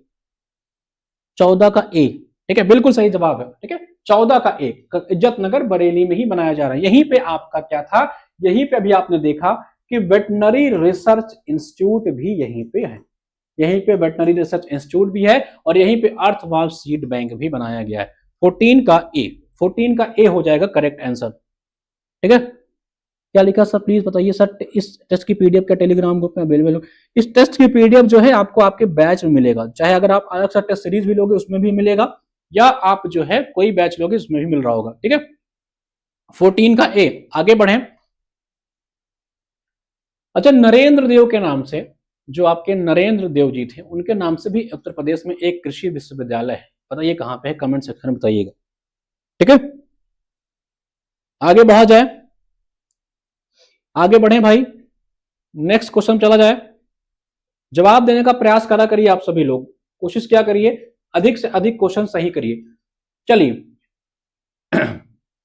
ओडीओपी जो योजना उत्तर प्रदेश सरकार चला रही है, एक जिला एक उत्पाद, ठीक है, ये आपकी ओडीओपी स्कीम है। ठीक है, ये 2018 में उत्तर प्रदेश सरकार शुरू की गई थी। हर एक डिस्ट्रिक्ट से, हर एक डिस्ट्रिक्ट से जो है एक प्रोडक्ट को जो है प्रमोट किया जाए। उनमें से कुछ प्रोडक्ट के नाम आपके सामने दिए गए हैं, आपको बताना है कि किस जिले का कौन सा प्रोडक्ट इसमें आता है। जैसे मैंने कल बताया था कि बलिया का बिंदी फेमस है। ठीक है, अब आपके जिले का क्या फेमस है कमेंट में जरूर लिखिएगा। तो बताइए कि लहसुन, प्याज, मिर्च और हल्दी उत्तर प्रदेश के किस जिले से ओडीओपी में आता है? ठीक है भाई, कमेंट करके बताइए। ठीक है, क्वेश्चन नंबर 15 पे आ जाइए सभी लोग। कानपुर शायद का नहीं, नरेंद्र देव जी के नाम पे फैजाबाद में जो है एक विश्वविद्यालय है। ठीक है, डॉक्टर नरेंद्र देव के नाम से फैजाबाद में विश्वविद्यालय है। ठीक है, अयोध्या 15 का बी, बिल्कुल सही जवाब। चलिए, हल्दी हम लोग देख लेते हैं। हल्दी थोड़ा सा देखा जाए, हल्दी जो है ये आपके ललितपुर का फेमस है। कहाँ का फेमस है? ललितपुर का। हल्दी जो है थोड़ा एमपी साइड में जाएंगे तो उधर हल्दी वगैरह भी होता है, मध्य प्रदेश में जाएंगे तो हल्दी तो मध्य प्रदेश से सटा हुआ है, मैंने बताया 3 तरफ से घिरा हुआ है। तो डी का वन, डी का वन किसमें किसमें है भाई? डी का वन एक ही ऑप्शन मिल गया क्या? बिल्कुल यार, तो एक ही मिल गया। ठीक है, ठीक है, तो इसका जो करेक्ट आंसर हो गया वो हो गया आपका बी। देखो, एग्जाम में मैंने आपसे क्या कहा, आपका काम एग्जाम में रिसर्च करना नहीं है, ना तो आपको अपने ज्ञान को बघारना है कि हमें बहुत नॉलेज है। एग्जाम में आपको आंसर निकालना है। अगर आपको केवल, मुझे केवल इतना पता था इस क्वेश्चन में कि हल्दी जो है ललितपुर में पाया जाता है, क्योंकि ललितपुर जो क्षेत्र है मध्य प्रदेश के आसपास का एरिया है, उस एरिया में थोड़ा हल्दी वगैरह होता है, तो मुझे सिर्फ इतना याद था। ठीक है, कि हल्दी जो है ललितपुर में मिलता है, तो हमको डी का वन चाहिए था। डी का वन जो है हमारे केवल एक ही ऑप्शन से मिल गया। ठीक है, तो एग्जाम में आपको बहुत ज्ञान नहीं दिखाना है अपना, बहुत ज्ञानी लोग जो होते हैं ना उनका सिलेक्शन नहीं होता, ये समझ लीजिए आप। ठीक है, आपको कई बार देखते होंगे यार कि इनको तो बहुत आता है, इनका सिलेक्शन क्यों नहीं है, वो वैसे ही होते हैं, ज्यादा ज्ञान बगाड़ते हैं। ज्ञान देना और सिलेक्शन लेना, इन दोनों में जमीन आसमान का फर्क है, इसको याद रखिएगा। यहां मैं खड़े होकर के आपको 75 फैक्ट्स बता दूं खड़े खड़े, इसका यह मतलब नहीं कि मेरा सिलेक्शन हो जाएगा या मैं बहुत विद्वान व्यक्ति हूं। ठीक है, पढ़ना, पढ़ाना, ज्ञान देना और चयन लेना, बिग बिग बिग डिफरेंस है, इसको याद रखेंगे। इसलिए मैं कहता हूं कि हमारा काम, या कोई भी जो टीचर्स हैं उनका काम ये नहीं है कि वो बच्चों को खड़े होकर के तमाम फैक्ट्स बता दे खड़े होकर के, तो बहुत विद्वान माने जाएंगे। आजकल चैट जीपीटी का जमाना है, सबको फैक्ट इकट्ठा हो जाएंगे। मुझे ये आपसे बताना है कि एग्जाम में चयन का प्रोसेस कैसे हो सकता है, कैसे आप प्रश्न को, आपको नहीं पता है इसका उत्तर, लेकिन आप उसके आंसर के करीब पहुंच सकते हो। This is the process of your examination. ठीक है भाई, चलो, तो डी का वन मिला, डी का वन हमको मिल गया, correct answer will be option B. ठीक है, तो चलो सब देख लो, लहसुन जो है वो मैनपुरी की है। ठीक है, लहसुन जो है वो आपके मैनपुरी की है, ए का दूसरा हो गया, लहसुन मैनपुरी की है। प्याज आपके गाजीपुर का है। प्याज से थोड़ा याद कर लेना कि जब सलाद उलाद आप लोग क्या कहते हैं खाते हो घर में, तो प्याज, गाजर ये सब कटता है ना, सलाद उलाद में प्याज रहता है, गाजर रहता है, तो प्याज को गाजर से रेड कर लेना। ठीक है भाई, प्याज को जो है गाजर से रिलेट करके देख लेना, प्याज गाजर बी का तीसरा हो जाएगा। बचा आपका मिर्च, मिर्च कहां पे बचा आपका, सी का चौथा हो जाएगा, देवरिया। ठीक है, इतना याद रखेंगे, इसको एक बार याद रखेंगे तो याद हो जाएगा। Now it name as Ayodhya. ठीक है, हाँ आप तो पूरा रीजन ही अयोध्या हो गया।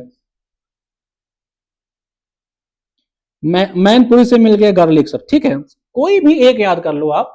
ठीक है, मुझे क्योंकि हल्दी वाला याद था, मध्य प्रदेश का एरिया वाला, जिसको जैसे याद हो वैसे कर लो। अगर ऐसा नहीं याद होता तो मैंने एक ट्रिक बता दी, यहाँ पे देख लो, प्याज को गाजर से कर लो। ठीक है, प्याज और गाजर का सलाद अगर आपको खाना है, देख लो, जैसे मन करे, आपको याद होना चाहिए बस। ठीक है, आपका आंसर निकालने का आपको ज्ञान की जरूरत नहीं है, आप आंसर आपको पता, कोई भी एक पता करके अगर आपको उत्तर मिल रहा है, उत्तर निकालो। एग्जाम में अपना ज्ञान मैच मत कराने लगना, तो मुझे तो सब पता है, तो मैं सब मैच कराने के बाद ही आंसर पे जाऊंगा, नहीं तो क्वेश्चन छूट जाएगा। ठीक है, चलो नेक्स्ट पे चलते हैं। द फर्स्ट दीनदयाल हस्तकला संकुल इज लोकेटेड। उत्तर प्रदेश का पहला दीनदयाल हस्तकला संकुल कहां पे है? ये क्या है, हस्तकला संकुल क्या है?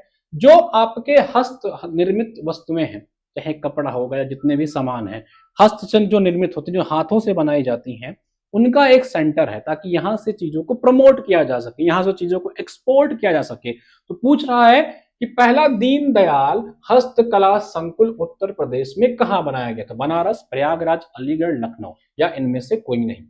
ठीक है, फटाक से जवाब देने का प्रयास करो सभी लोग। Question number 16।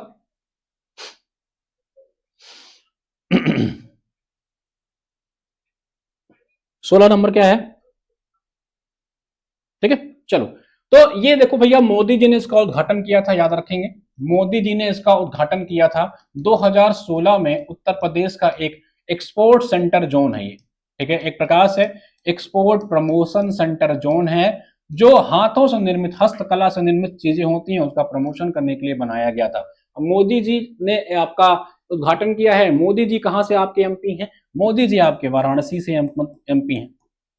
ठीक है, तो ये जो सेंटर बनाया गया है, ये सेंटर आपके बनारस में है। 2017 में बनाया गया था। उत्तर प्रदेश का पहला, फर्स्ट जो है ट्रेड फैसिलिटेशन सेंटर था, पहला जो है हाथ से निर्मित चीजों का, जो है हैंडमेड चीजों का ट्रेड फैसिलिटेशन सेंटर बनाया गया था, उसका नाम दीनदयाल हस्तकला संकुल। 3-4 बार ये रिपीट किया जा चुका है। ठीक है, तो कहां पे है ये आपके? यदि मेरा यही ही है, 16 का है। ठीक है, बिल्कुल सही जवाब, 16 का ए। चलो नेक्स्ट पे चलते हैं हम लोग, अगले पे चलते हैं, नेक्स्ट क्वेश्चन पे चलते हैं। In which year was the one district one product scheme launch? Uttar Pradesh सरकार ने एक जिला एक जो है योजना किस ईयर में लॉन्च किया? अभी मैंने इसको बताया। ठीक है, अच्छा, जो ओडीओपी स्कीम है ना, ओडीओपी स्कीम, ये आपका जो जीआई टैग होता है, जीआई टैग जो 2004 से शुरू किया गया था, सबसे पहला जीआई टैग आपके दार्जिलिंग के चाय को दिया गया था। दार्जिलिंग का जो टी था, उसी से प्रेरित एक स्कीम निकाली गई थी, वन डिस्ट्रिक्ट वन प्रोडक्ट। जैसे अभी मैंने बताया कि आपके गाजीपुर का प्याज और हल्दी आपकी ललितपुर की, तो हर डिस्ट्रिक्ट से कुछ ना कुछ चीज प्रमोट किया जा सके, उसके लिए ये स्कीम स्टार्ट की गई थी। ठीक है, ये स्कीम उत्तर प्रदेश सरकार ने शुरू की गई थी। अच्छा, उत्तर प्रदेश सरकार जो है यूपी डे मनाती है, उत्तर प्रदेश दिवस मनाती है हर साल आपके 24 जनवरी को। ठीक है, 24 जनवरी 2018 से यूपी डे की शुरुआत की गई थी, ये भी कई बार पूछा गया है। ठीक है, तो इसी डे के उपलक्ष्य में 24 जनवरी 2018 को इन्होंने एक नया स्कीम भी लॉन्च किया था, जिसका नाम था ओडीओपी। 2018 से इस स्कीम की शुरुआत भी की गई थी। तो करेक्ट आंसर क्या हो जाएगा इसमें से? One district one product, option D. ठीक है, ऑप्शन डी। कितने लोग का ऑप्शन डी सही है भाई? कितने लोग ने ऑप्शन डी लगाया था? 17 का डी। ठीक है, चलो नेक्स्ट चलते हैं अगला पे। Chandrashekhar Azad university of agriculture and technology, ये तो मैंने आपको बता ही दिया, अब तो आपको इसको बताना ही पड़ेगा। ठीक है, बताइए, चंद्रशेखर आजाद कृषि एवं प्रौद्योगिकी विश्वविद्यालय कहां पे है? कमेंट करके बताओ, ये मैंने अभी आप सभी को बताया है। ठीक है, कहां पे है चंद्रशेखर आजाद? ठीक है, सरदार पटेल के नाम से कहां पे था? सरदार वल्लभ भाई पटेल के नाम से कहां पे था? आपके मेरठ में था। नरेंद्र देव के नाम से कहां पे था? नरेंद्र देव के नाम से कहाँ था? फैजाबाद, जिसे अब आप लोग अयोध्या कहते हो। ठीक है, लक्ष्मीबाई के नाम से कहाँ पे था? ये सब कृषि विश्वविद्यालय है उत्तर प्रदेश के। लक्ष्मीबाई के नाम से कहाँ पे था? ये आपके झांसी में था। ठीक है, क्या पूछ रहा है आपका? चंद्रशेखर आजाद, चंद्रशेखर आजाद के नाम से कहाँ है? ये फटाक से बताओ सभी लोग। ठीक है, 18 का आंसर दो सभी लोग।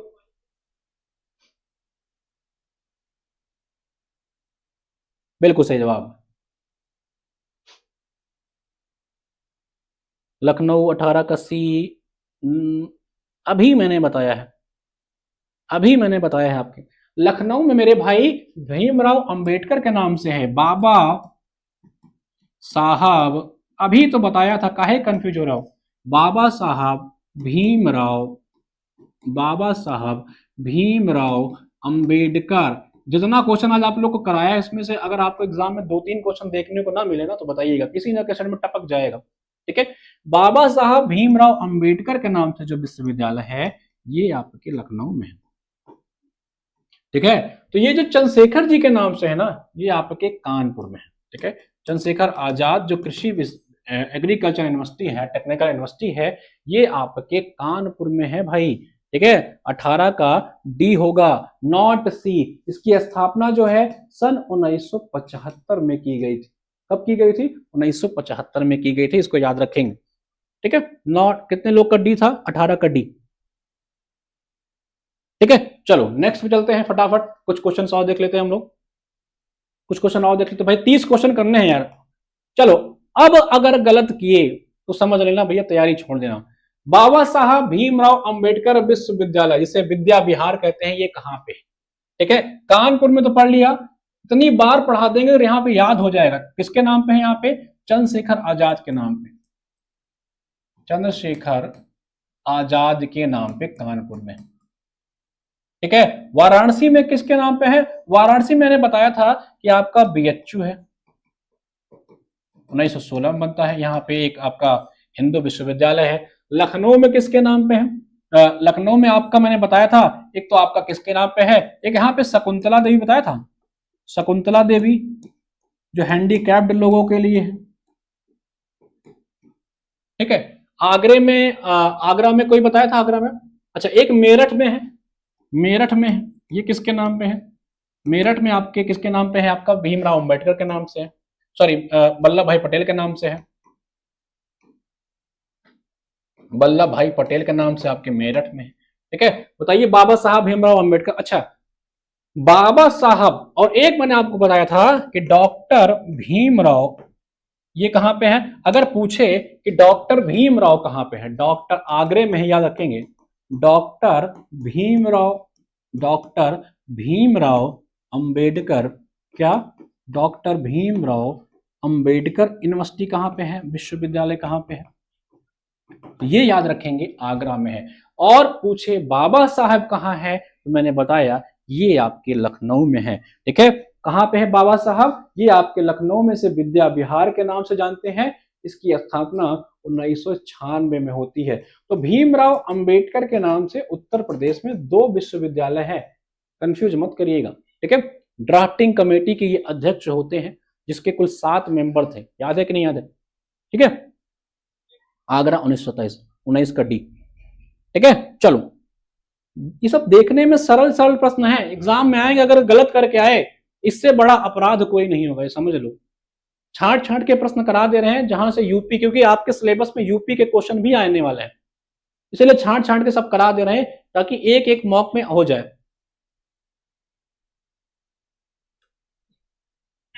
हाँ हाँ, आ जाओ कमरे पे, आ जाओ, भी क्लास ले रहे हैं।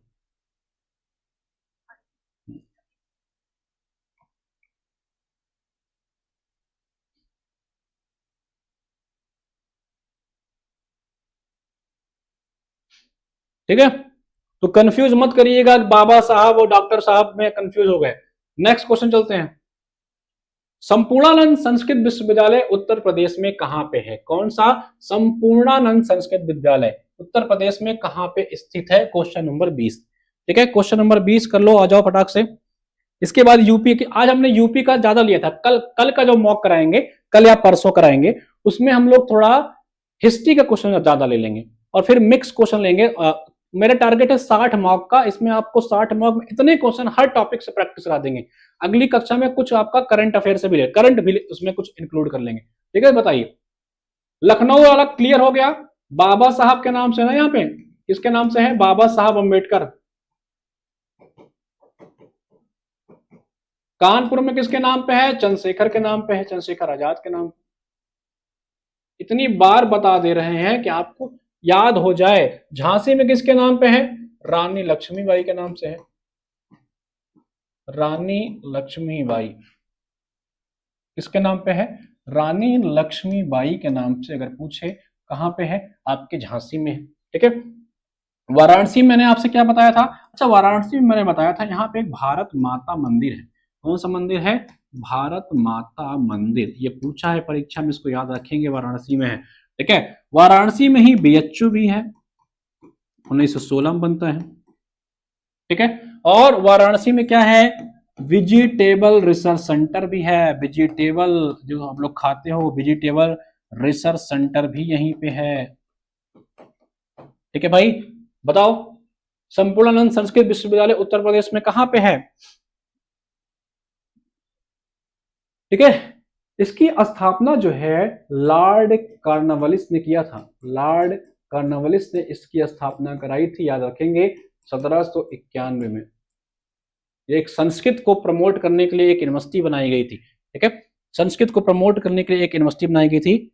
सर करंट अफेयर कहाँ से पढ़े, प्लीज गाइड। करंट अफेयर जो मैं आपको क्लासेस पढ़ाया हूँ यूट्यूब पे, पूरा क्लास देखिए और जो पीडीएफ दे रहा हूँ उस पीडीएफ को पढ़िए। अभी 1-2 दिन में फरवरी वाला भी पीडीएफ आ जाएगा और क्लास आ जाएगी। ठीक है,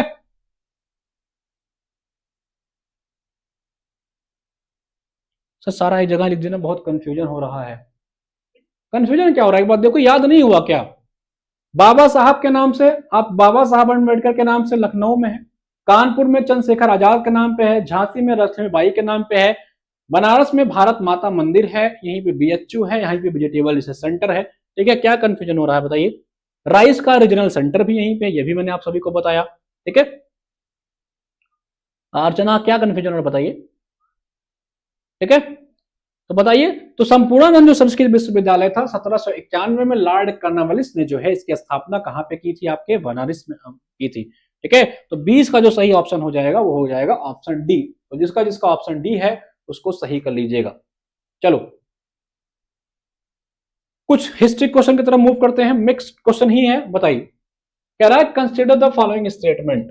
ऋग्वेद में 1028 सूक्त हैं। There are 1028 hymns in the Rigveda. ठीक है, ऋग्वेद को अष्टक भी कहा जाता है। Rigveda is also known as अष्टक। क्वेश्चन नंबर 21, आपको पता है ऋग्वेद में कुल 10 मंडल हैं। ये सब तो पढ़े ही होगे ना। ऋग्वेद में कुल मंडलों की संख्या आपकी 10 है। ठीक है, पुरुष सूक्त भी आपकी चर्चा भी इसी मंडलों में करी गई है। अभी पढ़ाएंगे जब आपके हिस्ट्री को तो और गंभीरता के साथ उसको रिवाइज करेंगे। ठीक है, चलो इसका सही जवाब देने का प्रयास करो। क्वेश्चन नंबर 21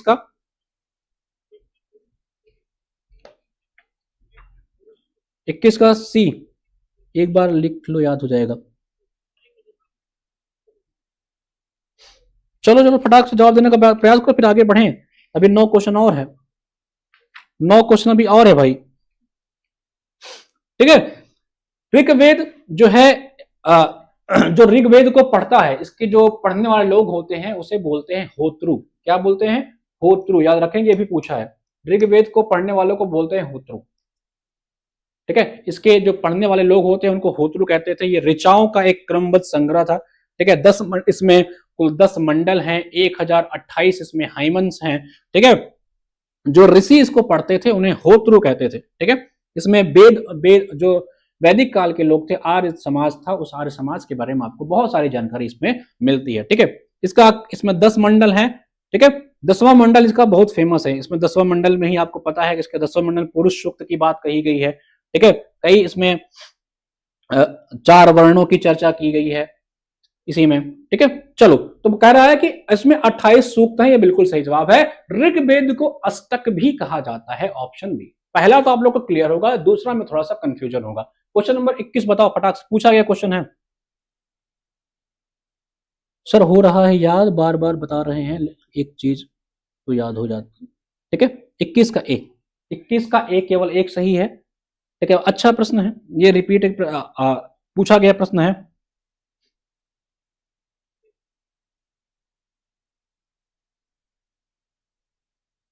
देखो ऋग्वेद को ना कई चीजों में डिवाइड किया गया है। अगर ऋग्वेद आप पढ़ोगे तो इसका विभाजन किया गया है। जैसे इसको, इसका विभाजन 8 अध्याय में किया गया है। इसको अध्याय पूछे कितने चैप्टर्स में है, तो 8 अध्याय में है। उन 8 अध्याय को बोलते हैं अष्टक। ठीक है, फिर बाद में इसको कई वग्र में डिवाइड किया गया है। आगे चल के आपके जो है कई वग्र में डिवाइड किए गए हैं। इसमें फिर कई सारे मंत्र भी आपको देखने को मिलेंगे। ऐसे कई इसमें सूक्त हैं, कई इसमें सूक्त भी आपको देख, जैसे हाइमन्स आप लोग कहते हो, तो कई चीजों में डिवाइडेड है। तो उसी में से एक ऋग्वेद को अष्टक भी कहा जाता है। ये प्रश्न बड़ा अच्छे लेवल का प्रश्न था। ये मुझे लग रहा है कि बीओ 2009 में या किसी परीक्षा में पूछा गया, अच्छे लेवल का क्वेश्चन है ये। ठीक है, तो इसमें कुल 1028 सूत्र हैं, 10 मंडल हैं। मंडल तो याद रखेंगे, इसमें 10 मंडल भी हैं। इसके 9वें मंडल जो है, अगर देखा जाए, इसका 9वां मंडल भी काफी फेमस है। ठीक है, जिसमें सोम देवता के बारे में चर्चा की गई है। इसके तीसरे मंडल में देखोगे तो सूर्य देवता के बारे में चर्चा की गई है, गायत्री मंत्र के बारे में चर्चा की गई है। 10वें मंडल में पुरुष सूक्त के बारे में चर्चा की गई है, और वर्णों के बारे में चर्चा है ऋग्वैदिक में। ठीक है, ऋग्वेद का काल कैसा था उसके बारे में भी चर्चा आपको इसमें मिलेगी। तो बोथ ऑप्शन इज करेक्ट, क्योंकि ये अध्याय में डिवाइडेड है। कुल 8 अध्याय इसमें मिलते हैं, इसलिए इन 8 अध्यायों को अष्टक के नाम से भी जाना जाता है। ठीक है भाई, तो both option is correct. Important question है ये, रिपीटेड क्वेश्चन है। ठीक है, तो कौन कौन सा सही है? दोनों ही सही है इसमें, both are correct, both are correct, इसीलिए इसको लिया गया है। ठीक है, इसीलिए इस क्वेश्चन को यहां पे उठाया गया 21 का सी। ठीक है भाई, चतुस्वर्ण समाज, चार जो चतुस्वर्ण समाज थी, इसकी परिकल्पना भी आपको जो है ऋग्वेद के 10वें मंडल में मिलता है। याद रखेंगे, ऋग्वेद का 10th जो मंडल है, चतुस्वर्ण समाज की। ठीक है, चतुस्वर्ण समाज की चर्चा इसी में है। ठीक है भाई, 10वें मंडल में अभी पढ़ाएंगे, जब रिवाइज कराएंगे ना तो पढ़ाएंगे इसको। चलो, which are the following is not correctly match. Polity के क्वेश्चन देखते हैं, इसमें से कौन सा करेक्टली मैच नहीं है? नहीं है कह रहा है मेरे भाई, नहीं है पूछ रहा है, इसको ध्यान देना। नॉट करेक्टली मैच कह रहा है कि right to equality, article 14 to 18। एक अच्छा, फंडामेंटल राइट्स पता है आप सभी को, ये हम लोग ने कहां से लिया है? ये हम लोग ने यूएसए से लिया है। कहां, किस पार्ट में है? पार्ट 3 में है। आर्टिकल की बात करें तो आर्टिकल 12 से लेकर कहां तक है, कमेंट सेक्शन में बताओ। ठीक है, और यूएस से हमने लिया है इसको, फंडामेंटल राइट है वो यूएस से लिया है। ये आपका जो नेचर होता है, ये जस्टिसिएबल इसका नेचर होता है। जस्टिसिएबल का क्या मतलब हुआ कि अगर तुम्हारे फंडामेंटल राइट्स का तुमसे छीना जा रहा है, ठीक है, तो तुम भैया मूव कर सकते हो। कहां? चाहे सुप्रीम कोर्ट चले जाओ, चाहे हाई कोर्ट चले जाओ। तो ये याद रखिएगा। कह रहा है which of the following is not correctly match, बताइए। Right to equality, article 14 to 18। ठीक है, राइट अगेंस्ट एक्सप्लॉइटेशन, आर्टिकल 20 से 22। Right to religious freedom, 25 to 28। Cultural and educational right, article 29 और 30। कौन सा इसमें करेक्टली मैच नहीं है? पॉलिटिक क्वेश्चन आ गया 22 का भी, बिल ऑफ राइट। ठीक है, बिल्कुल, जो यूएसए का बिल ऑफ राइट्स है ना, वहां से लिया है फंडामेंटल राइट्स हम लोग ने। 22 का इसका गलत अगर हो जाएगा तो समझ लेना, तैयारी छोड़ने की नौबत आ जाएगी। ठीक है, कई लोग सही जवाब दे, बिल्कुल सही जवाब है। तो शोषण के जो विरुद्ध अधिकार है आपका, वो आर्टिकल 23 और 24 में है। आर्टिकल 23 में आपको पता है ह्यूमन ट्रैफिकिंग के बारे में बात करी गई है। आर्टिकल 24 में कारखानों में 24 घंटे बच्चे काम करते हैं, उसके बारे में बात करी गई है। तो जो एक्सप्लोइटेशन है, जो शोषण है, उसके बारे में चर्चा आर्टिकल 23-24 में है, ना कि 20-22 में। ठीक है भाई, अच्छा, आर्टिकल 17 में क्या है? आर्टिकल 17 किससे संबंधित है, ये कमेंट करके बताओ। ठीक है, तो इसका जो सही जवाब हो जाएगा वो हो जाएगा ऑप्शन बी। ये आर्टिकल 23-24 में है, ना कि आर्टिकल 20 और 22 में। ठीक है भाई, चलो 23 का भी, 20 से 23, 12 to 51। ठीक है, बिल्कुल सही जवाब है। 12 से 51 जो है फंडामेंटल राइट्स के बारे में बात करी गई है। चलो नेक्स्ट क्वेश्चन चलें। तो इसका जो करेक्ट आंसर होगा 22 का बी। गलत तो नहीं कर दिया ना किसी ने? अगर ये क्वेश्चन गलत किए तो दोस्त समझने की बात है। नेक्स्ट पे चलते हैं। मैंने आप सभी से क्या कहा, ये जो हमारा सेशन हो रहा है मॉक का, कंटेंट जो मैं आपको ज्ञान दे रहा हूं, जो पढ़ा रहा हूं, वो तो 9:30 बजे वाली क्लास में। इस क्लास में मैंने लिखा है, थंबनेल में लिखा है सेल्फ टेस्ट। अभी कोई बच्चा कमेंट कर रहा था, सर आप थोड़ा कम फैक्ट बता रहे हैं। फैक्ट तो तुमको 9:30 बजे क्लास में मिलो और डिटेल में पढ़ना तो ऐप पे मिलो, इतना फैक्ट बता देंगे कि जीवन भर फैक्ट में घुसे रहोगे। ये सेल्फ टेस्ट हो रहा है। आपका टेस्ट हो रहा है, हमको एग्जाम नहीं देना, आपको पेपर देना है। तो अपना टेस्ट करो, सही गलत जो आ रहा है आराम से उसको देखिए, गलत है तो गलत है, सही है तो सही है। गलत जो जितना आंसर आपका गलत होगा जितना सही होगा कमेंट में लिखना है, ठीक है भाई। चलो, consider the following statement. River Narmada makes delta at its mouth. कह रहा है नर्मदा जो रिवर है अपने माउथ पे जो है डेल्टा बनाती है। It flows through a rift valley. एक असर्शन है, एक रीजन है, आपको बताना है इसमें से कौन सा सही है कौन सा गलत है, ठीक है। Question number D, question number 23, untouchability, बिल्कुल सही बात है। 23 का डी, ठीक है, 23 का डी। बताइए, both true R correct, both true but R not correct explanation. A true R false, A false R true. River Narmada makes delta at its big mouth, ठीक है, बिल्कुल सही बात है। काफी लोग सही जवाब दे रहे हैं, ए इज फॉल्स। नर्मदा जो रिवर है वो आपके डेल्टा का निर्माण नहीं करती है, वो बनाती है आपकी एस्चुरीज। वो एस्चुरीज का निर्माण करती है रेदर देन आपके डेल्टा। तो भैया कहानी ही खत्म हो गई, ये स्टेटमेंट ही गलत होगा। कंफ्यूजन तो तब होती है जब हमें ये सोचना पड़ता है कि क्या या इसका एक्सप्लेनेशन है या नहीं है। कंफ्यूजन तो तब होती है जब कहानी ही खत्म हो गई, हमको पता ही चल गया ये तो गलत ही है, ठीक है भैया, ये गलत है। बोथ ट्रू ये गया, बोथ ट्रू ये गया, ए ट्रू ये गया, अपने आप ही आपको ये आंसर मिल गया भैया, ए फॉल्स आर ट्रू, ठीक है।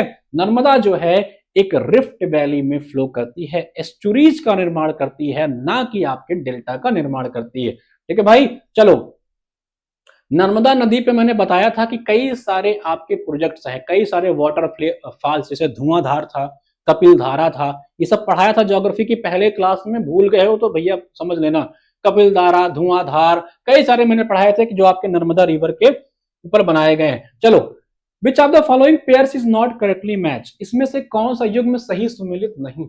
फिर से नहीं, एग्जाम में मेरे भाई ध्यान देना, करेक्टली मैच पूछ रहा है या इनकरेक्टली मैच पूछ रहा है, नहीं तो आता हुआ प्रश्न गलत करके आओगे ना तो मन करेगा यार कि उड़ा दे अपने आप को, कट्टा लें और एकदम सटा करके फिर उड़ा ही लें।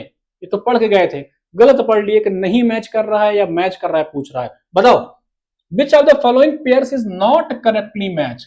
एग्जाम में ऐसे प्रश्न आते ही आपका जो है पेन अंडरलाइन कर दे इस चीज को, ये तो आपसे गलत नहीं होना चाहिए, ठीक है भाई। बताओ कौन सा पूछ इसमें से है। जैतापुर जो है ये आपके कुछ एटॉमिक रिसर्च सेंटर हैं, पूछ रहा है कहां पे है। कह रहा है कि जैतापुर जो है महाराष्ट्र में है, मीठी बिरदी आपके गुजरात में है, हरिपुर आपके हरियाणा में है, कोवड्डा आपके आंध्र प्रदेश में है। क्वेश्चन नंबर 24, ठीक है सर। 9:30 बजे कितनी क्लास होगी, what is the name of the story. 9:30 बजे कितनी क्लासेस हो गई। अनुपमा, हम लोग ने 9:30 बजे वाले क्लास में इन्वायरमेंट रिवाइज कर लिया है तीन क्लासेस में, और ज्योग्राफी, इंडियन ज्योग्राफी का एक पार्ट कर लिया है, आज उसका पार्ट 2 होने वाला है, ठीक है। और हम लोग दोपहर को 1 बजे जो है अपना ये प्रैक्टिस मॉक टेस्ट करते हैं दोपहर में। मुझे इस मॉक टेस्ट में आपके अपने ज्ञान की जांच होती है कि आपकी कितनी तैयारी है, ठीक है। बताइए, 24 का सी लिख रहे हैं कई लोग, ठीक है, बिल्कुल सही। जैतपुर देखिए आपके महाराष्ट्र में है, याद कर लेंगे। मीठी बिरदी जो है ये आपके गुजरात में है, बिल्कुल सही जवाब है। और हरिपुर आपके हरियाणा में नहीं, हरिपुर आपके पश्चिम बंगाल में। कहां पे है, पश्चिम बंगाल में। ये रूस की मदद से बनाया गया है, रसिया के हेल्प से इसको बनाया गया है, ना कि ये आपके हरियाणा में, इसको याद रखेंगे। कोवड्डा जो है बिल्कुल सही बात है, ये आपके आंध्र प्रदेश में है। जो करेक्ट आंसर होगा वो होगा आपका ऑप्शन बी। हरिपुर कहां पे है आपका, हरिपुर आपके वेस्ट बंगाल में है, इसको याद रखेंगे, ठीक है। हरिपुर आपका कहां पे है, वेस्ट बंगाल में, ठीक है भाई। हरिपुर आपके कहां पे है, वेस्ट बंगाल में है, याद रखिएगा, इसको भूल नहीं जाना, ठीक है। नेक्स्ट क्वेश्चन चला जाए, अब अगले प्रश्न पे चलें, आगे बढ़ें, ठीक है। 2-3 प्रश्न और बचे हैं, 4 प्रश्न, चलो 6 प्रश्न है भाई, फटाफट आ जाओ। चलो, which island is known for its salt pan resources, कौन सा इसमें से आइलैंड है जो अपने लवण पटल संसाधनों के लिए, लवड़े न भुज्यम, ऐसे मोदी जी ने एक वो पढ़ा था ना कोई लाइन, संस्कृत का एक बड़ा दोहा है कि अगर भोजन में लवण ना हो, मतलब नमक ना हो, तो वो भोजन बेकार होता है, स्वादहीन होता है, लवणे न भुज्यम। ठीक है, मोदी जी ने पढ़ा था, काफी वायरल भी चलता है उनका। तो इसमें बताइए, which island is known for its salt pan resources. ठीक है, आइल ऑफ मैन या सेंट मार्टिन या नॉरफॉक आइलैंड या पार्सल आइलैंड, पार्शियल आइलैंड, इसमें से कौन सा आइलैंड है जो अपने नमक के लिए जाना जाता है? बड़ा बढ़िया प्रश्न है भैया। ठीक है, देखो ये जो आइलैंड है ना, इस आइलैंड की खोज आपके किया था किसने? इस आइलैंड की खोज किया था आपके क्रिस्टोफर कोलंबस ने। ठीक है, क्रिस्टोफर कोलंबस साहब ने इस आइलैंड की खोज की थी 1493 में। वो निकले थे घूमने टहलने, उनको जीवन में थोड़ा जो है लग रहा था कि यार जीवन जो है मिठास ज्यादा है। वो अपनी पत्नी से बहुत प्रेम करते थे। उनकी पत्नी ने कहा कि सिर्फ प्रेम से काम नहीं चलेगा, जीवन में कुछ करो। तो वो बेचारे निकल पड़े कुछ करने के लिए, और कोलंबस फिर कई सारे आइलैंड के कई सारे देशों की खोज कर डाले। तो 1493 में चलते चलते उनको एक आइलैंड मिला जो साल्ट पैन, वहां देखा नमक ही नमक, नमक तो यार सोचे ये है क्या, टेस्ट करके देखे, थोड़ा अच्छा सा लगा उन्होंने। बाद में फिर उसको नाम दिया गया कि भैया ये साल्ट पैन आइलैंड के नाम से जाना जाएगा। कौन इसकी खोज करता है? कोलंबस करते हैं, इसके याद रखेंगे। 1493 में इसकी खोज हुई थी, बहुत पहले। ठीक है, ये कहां पे है? ये आपके उत्तर पूर्वी, जो आपका नॉर्थ ईस्ट कैरेबियन रीजन है, उस रीजन में ये आइलैंड पाया जाता है। ठीक है, इस आइलैंड का क्या नाम है? कई लोग सेंट मार्टिन आइलैंड 25 का भी बिल्कुल सही जवाब है। जो ये मार्टिन आइलैंड है, Saint Martin island, this is known at salt island. ठीक है, ये साल्ट आइलैंड के नाम से जाना था। यहाँ खूब सारे नमक के रिसोर्स पाए जाते हैं। कोलंबस ने यहाँ पे जो है नमक की खोज करी थी भाई, इस आइलैंड की खोज उन्होंने की थी। ठीक है,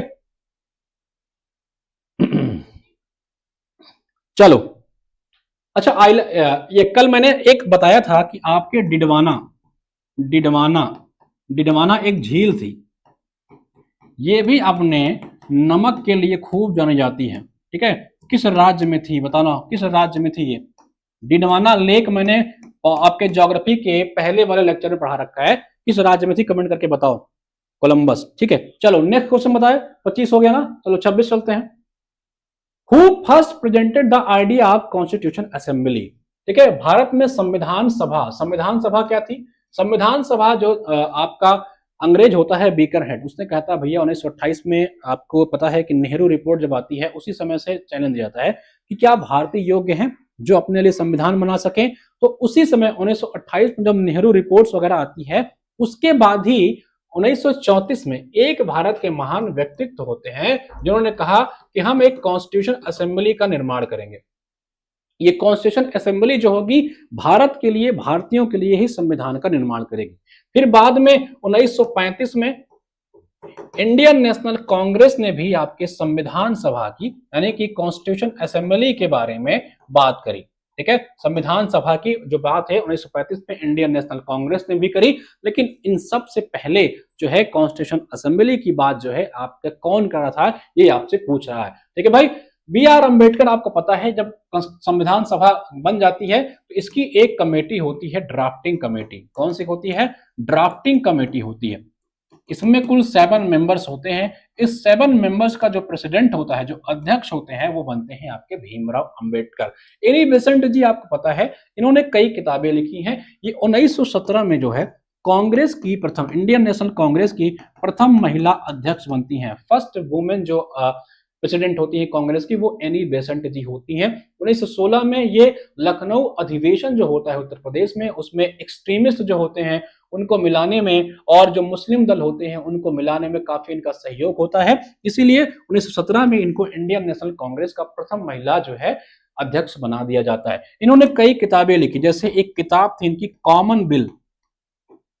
ठीक है, फिर एक किताब लिखी इन्होंने न्यू इंडिया। ठीक है, बाद में ये होम रूल एसोसिएशन आंदोलन से भी एसोसिएटेड रही।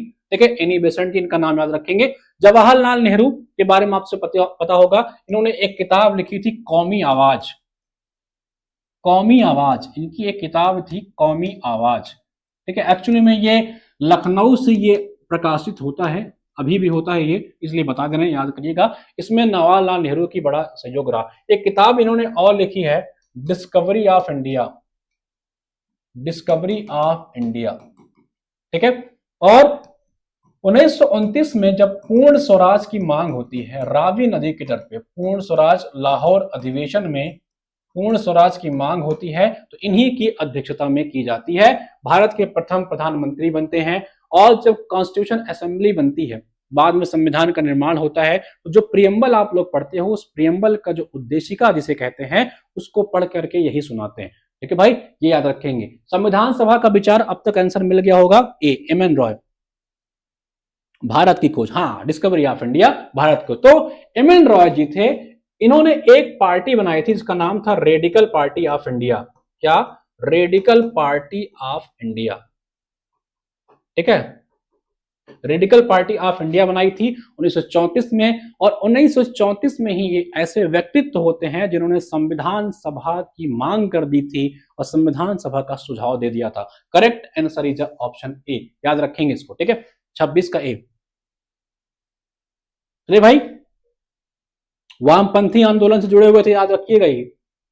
ठीक है, चलो नेक्स्ट क्वेश्चन देखते हैं। विच of the following is not correctly match. ये मैंने जानबूझ करके नॉट वाला प्रश्न ज्यादा रखा है, याद करिएगा, कई बच्चे बड़ा कंफ्यूज कर जाते हैं।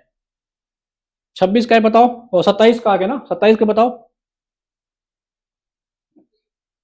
भारत एक खोज, ऑब्जेक्टिव, ऑब्जेक्टिव रेजोल्यूशन। ठीक है, बिल्कुल सही जवाब अक्षय जी। वही ऑब्जेक्टिव जो आपका रेजोल्यूशन होता है, बाद में वही आपका प्रियम्बल बन जाता है। ठीक है, प्रियम्बल में आपको पता है कि 1976-42वें संविधान संशोधन द्वारा एक बार संशोधन भी किया गया है। कह रहा है कौन सा सही सुमिलित नहीं है। प्रथम कर्नाटका युद्ध 1746 से 48 में, द्वितीय 1750 से 52 में, तृतीय 1758 से 1763 में, और पानीपत का तृतीय युद्ध ये हुआ था आपका इसके अहमद शाह अब्दाली और मराठाओं के बीच में। सही है कि गलत है?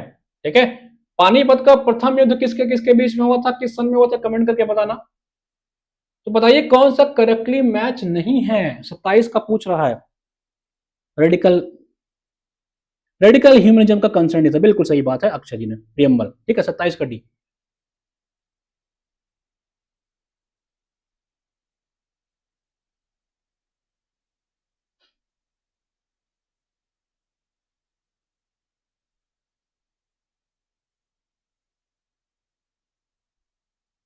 ठीक है, 27 का भी बिल्कुल सही बात है, 27 का भी, कई लोग सही जवाब दे रहे हैं 27 का भी। ठीक है, तो भैया जो 17 प्रथम कर्नाटक युद्ध हुआ, फिर उधर सप्तवर्षीय जो युद्ध 7 ईयर वार चल रहा है, तो युद्ध को रोका गया, लेकिन ज्यादा समय के लिए नहीं, सिर्फ 1 साल का ब्रेक मिला। 48 के बाद 49 के बाद फिर से युद्ध चालू कर दिया गया। यहाँ 50 दिया हुआ है, लेकिन इसको याद करेंगे, गलत है। ये 49 से 1749 से लेकर के 1754 तक ये युद्ध हुआ, ना कि आपके 1750 से 52 में हुआ। तो 27 का जो है बी, 27 का डी कई लोग कह रहे हैं गलत है भैया। ठीक है, 27 का डी नहीं होगा, 27 का बी होगा, बी। ठीक है, इसको करेक्ट कर लीजिएगा, 27 का बी। 1750 कर्नाटक का द्वितीय 1750 से 52 तक नहीं, 1749 से 54 तक चला, बाकी सारे करेक्टली मैच्ड हैं। ठीक है भाई, पानीपत का प्रथम युद्ध जो फर्स्ट बैटल ऑफ पानीपत था, वो किसके किसके बीच में किस ईयर में हुआ था, ठीक है, वो बताइएगा। ठीक है, जब आप इंडिया का थोड़ा मैप देखोगे ना, पानीपत कहाँ पे है, पानीपत आपके हरियाणा रीजन में है। ठीक है, ये हरियाणा का जो रीजन है, जब आपके विदेशी आते थे, जो आक्रामक लोग, क्या बोलते हैं, आक्रांता लोग जो होते थे, जो भारत में वार करते थे, तो ज्यादातर युद्ध पानीपत में ही क्यों होता था, ऐसा प्रश्न यूपीएससी ने मेंस में पूछ रखा है। कारण जब आप इंडिया का मैप देखोगे, तो आप देखोगे कई सारे हैं ऐसे लोग इधर से आते थे। ठीक है, एक तो ये प्लेन एरिया होता था। ठीक है, ये प्लेन एरिया होता था। अब युद्ध मारपीट कुटाई करने के लिए पहाड़ पे तो होगा नहीं कि पहाड़ पे चढ़ के युद्ध कर रहे हैं, युद्ध करने के लिए उनको चाहिए प्लेन एरिया। तो पानीपत का जो एरिया होता था वो प्लेन एरिया था। ठीक है, यहाँ खाना पीना व्यवस्था, मारपीट भी बड़े सिस्टम के साथ हो जाता है, ऐसा नहीं कि जब मन करे मार पिटाई चालू कर दिए। इनका ड्यूटी होता था, सैनिकों को 8 घंटे ही लड़ना होता था। 8 घंटे के बाद सैनिक नहीं लड़ते थे, उनका शिफ्ट बदल जाता था। 8 घंटा लड़ाई किए, चले गए खाना पीना खाने। तो सारी व्यवस्था पानीपत में हो सकती थी, इसलिए आप देखोगे पानीपत में 3 युद्ध हुए हैं। ठीक है, ये तीसरा युद्ध की बात की जा रही है यहाँ पे, जो आपके ऑप्शन में दिया गया है। ठीक है भाई, चलो बिल्कुल कई लोग ने बता दिया, सही जवाब है 1556 अकबर और हेमू के बीच में हुआ था। प्रथम पानीपत युद्ध 1526, सेकेंड पानी युद्ध 1556, थर्ड पानी युद्ध 1761। तीन पानीपत युद्ध होने का एक कारण मैंने बता दिया कि क्यों हुआ था। ट्रिटी ऑफ एक्सुलाचैपल, ठीक है, क्यों हुआ था मैंने कारण बता दिया कि इंडिया का मैप देखोगे प्लेन एरिया था, सारी व्यवस्थाएं सारी सुविधाएं मिलती थी, तब सैनिक होते थे। चलिए, लीलावती जो है ये इसके अथर कौन है? Who is the author of book Lilavati? Mahaviracharya, Hemachandracharya, Bhaskaracharya या आपके काल? ये किसकी किताब है? ये आपके गणित मैथमेटिक्स से और खगोल जिसे एस्ट्रोलॉजी आप लोग कहते हो उससे संबंधित किताब है। किससे? मैथ्स एंड एस्ट्रोलॉजी से संबंधित किताब है। ठीक है, इसका नाम है लीलावती। अगर एग्जाम में पूछे कि लीलावती पुस्तक किससे संबंधित है तो याद रख लेना ये आपके जो है खगोल एस्ट्रोलॉजी या मैथमेटिक्स से रिलेटेड है। अब आपको बताना है इस पुस्तक के रचयिता कौन है। ठीक है, बताइए 12वीं शताब्दी के आसपास एक पुस्तक लिखी गई थी। कई लोग सही जवाब दे रहे हैं भाई, ठीक है, कई लोग सही जवाब, बिल्कुल सही बात है, भास्कराचार्य जी ने इस किताब को लिखी थी। ठीक है, बाद में इसका फारसी में अनुवाद भी किया गया। बाद में इसका फारसी में अनुवाद किया गया, किसके द्वारा? फैजी के द्वारा। फैजी ने इसका बाद में फारसी भाषा में अनुवाद भी किया। अच्छा ये बताओ, कमेंट करके बताओ कि मुगलों की ऑफिशियल भाषा क्या थी? मुगलों की जो उनके दरबार की ऑफिशियल भाषा क्या थी? कमेंट करके बताओ, ऑफिशियल लैंग्वेज क्या थी? ठीक है, बाबर ने किताब लिखी थी बाबरनामा, बाबरनामा या तुझके बाबरी। ठीक है, ये किस भाषा में लिखी गई थी? ये बाबर की अपनी आत्मकथा है। ठीक है, ये किस भाषा में लिखी थी? क्या ये उसी भाषा में थी जो मुगलों की अपनी भाषा होती थी, जो उनकी ऑफिशियल लैंग्वेज थी, या किसी अन्य भाषा में लिखी गई थी? ठीक है, तो सही जवाब इसका क्या होगा? ऑप्शन सी होगा। ठीक है, correct option is option C, Persian भाषा में। ठीक है, बिल्कुल सही बात है, पर्शियन भाषा में जो है कौन लिखा था? फैजी ने इसका ट्रांसलेशन किया था। चलो नेक्स्ट में चलते हैं हम लोग, अगले चलते हैं। मिशन इंद्रधनुष किससे संबंधित है? मिशन इंद्रधनुष किससे संबंधित है? Education of children. ठीक है, अच्छा एजुकेशन ऑफ चिल्ड्रन के लिए भारत सरकार ने राइट टू एजुकेशन एक्ट लाया था। 2009 में ये एक्ट आया था और 2010 से ये एक्ट लागू हो गया था, जिसमें 6 से 14 साल के बच्चों के लिए एजुकेशन अनिवार्य कर दिया गया है। ठीक है, चलो किसे मिशन इंद्रधनुष पूछ रहा है ना? सोशल अपलिफ्टमेंट से था या इनमें से कोई नहीं, या इम्यूनाइजेशन ऑफ चिल्ड्रन, बच्चों के टीकाकरण से संबंधित था? कमेंट करके बताइए। 29 का नहीं सर, दूसरे भाषा का था, काबुल का था वो। ठीक है, टीकाकरण 29 का भी पर्शियन, फारसी, ऑटोबायोग्राफी। ठीक है, 29 बताओ, 29 बिल्कुल सही जवाब है, कई लोग सही दे रहे हैं।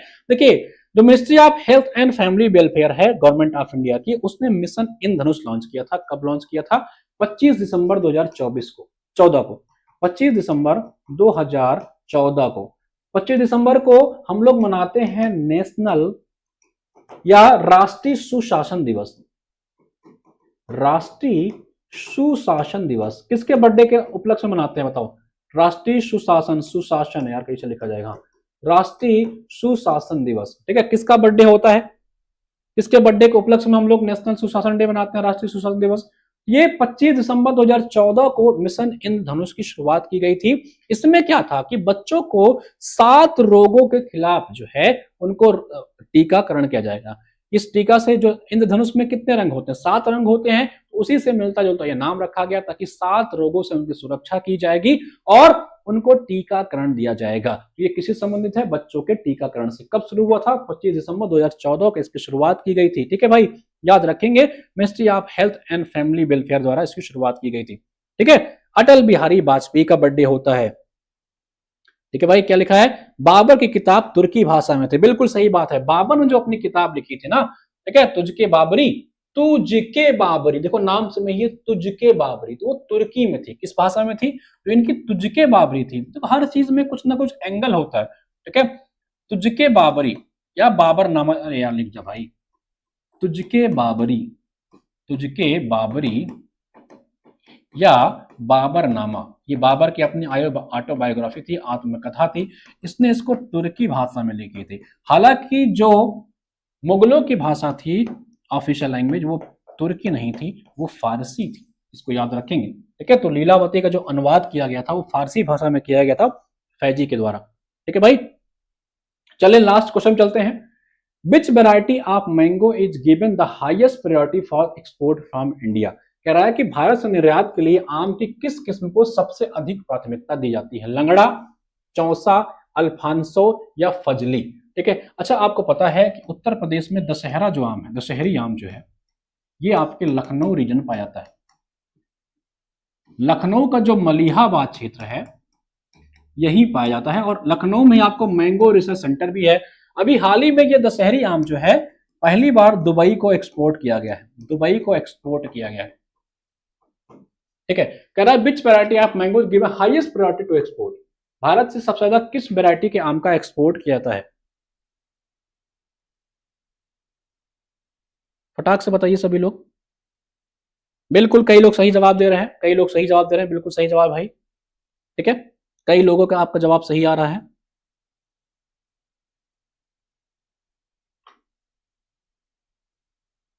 ठीक है, बिल्कुल। अल्फांसो जो आम है ये जो है भारत से सबसे ज्यादा एक्सपोर्ट किया जाता है। इसको हम लोग कई अलग अलग नामों जानते हैं, जैसे हापुस बोलते हैं इसको महाराष्ट्र में, महाराष्ट्र में इसको हापुस के नाम से जाना जाता है, ठीक है। महाराष्ट्र में इसको हापुस बोलते हैं, और आपुस बोलते हैं इसको कर्नाटक में। कहां बोलते हैं? आपुस बोलते हैं इसको कर्नाटक में। हापुस महाराष्ट्र में, आपुस इसको बोलते हैं कर्नाटक में, ठीक है। अच्छा, एक बिना गुठली वाली आम होती है, एक आम की ऐसी प्रजाति है जिसमें गुठलियां नहीं होती, उसे बोलते हैं सिंधु या सिद्धू, सिद्धू आम, सिद्धू मैंगो। ये बिना गुठली वाले आम होता है, कहते हैं आम के आम गुठलियों के दाम। ये ऐसा आम है जिसमें गुठलियों के दाम आपको नहीं मिलेंगे, क्योंकि इसमें जो है भैया गुठली होती ही नहीं है, ठीक है। तो ये रहा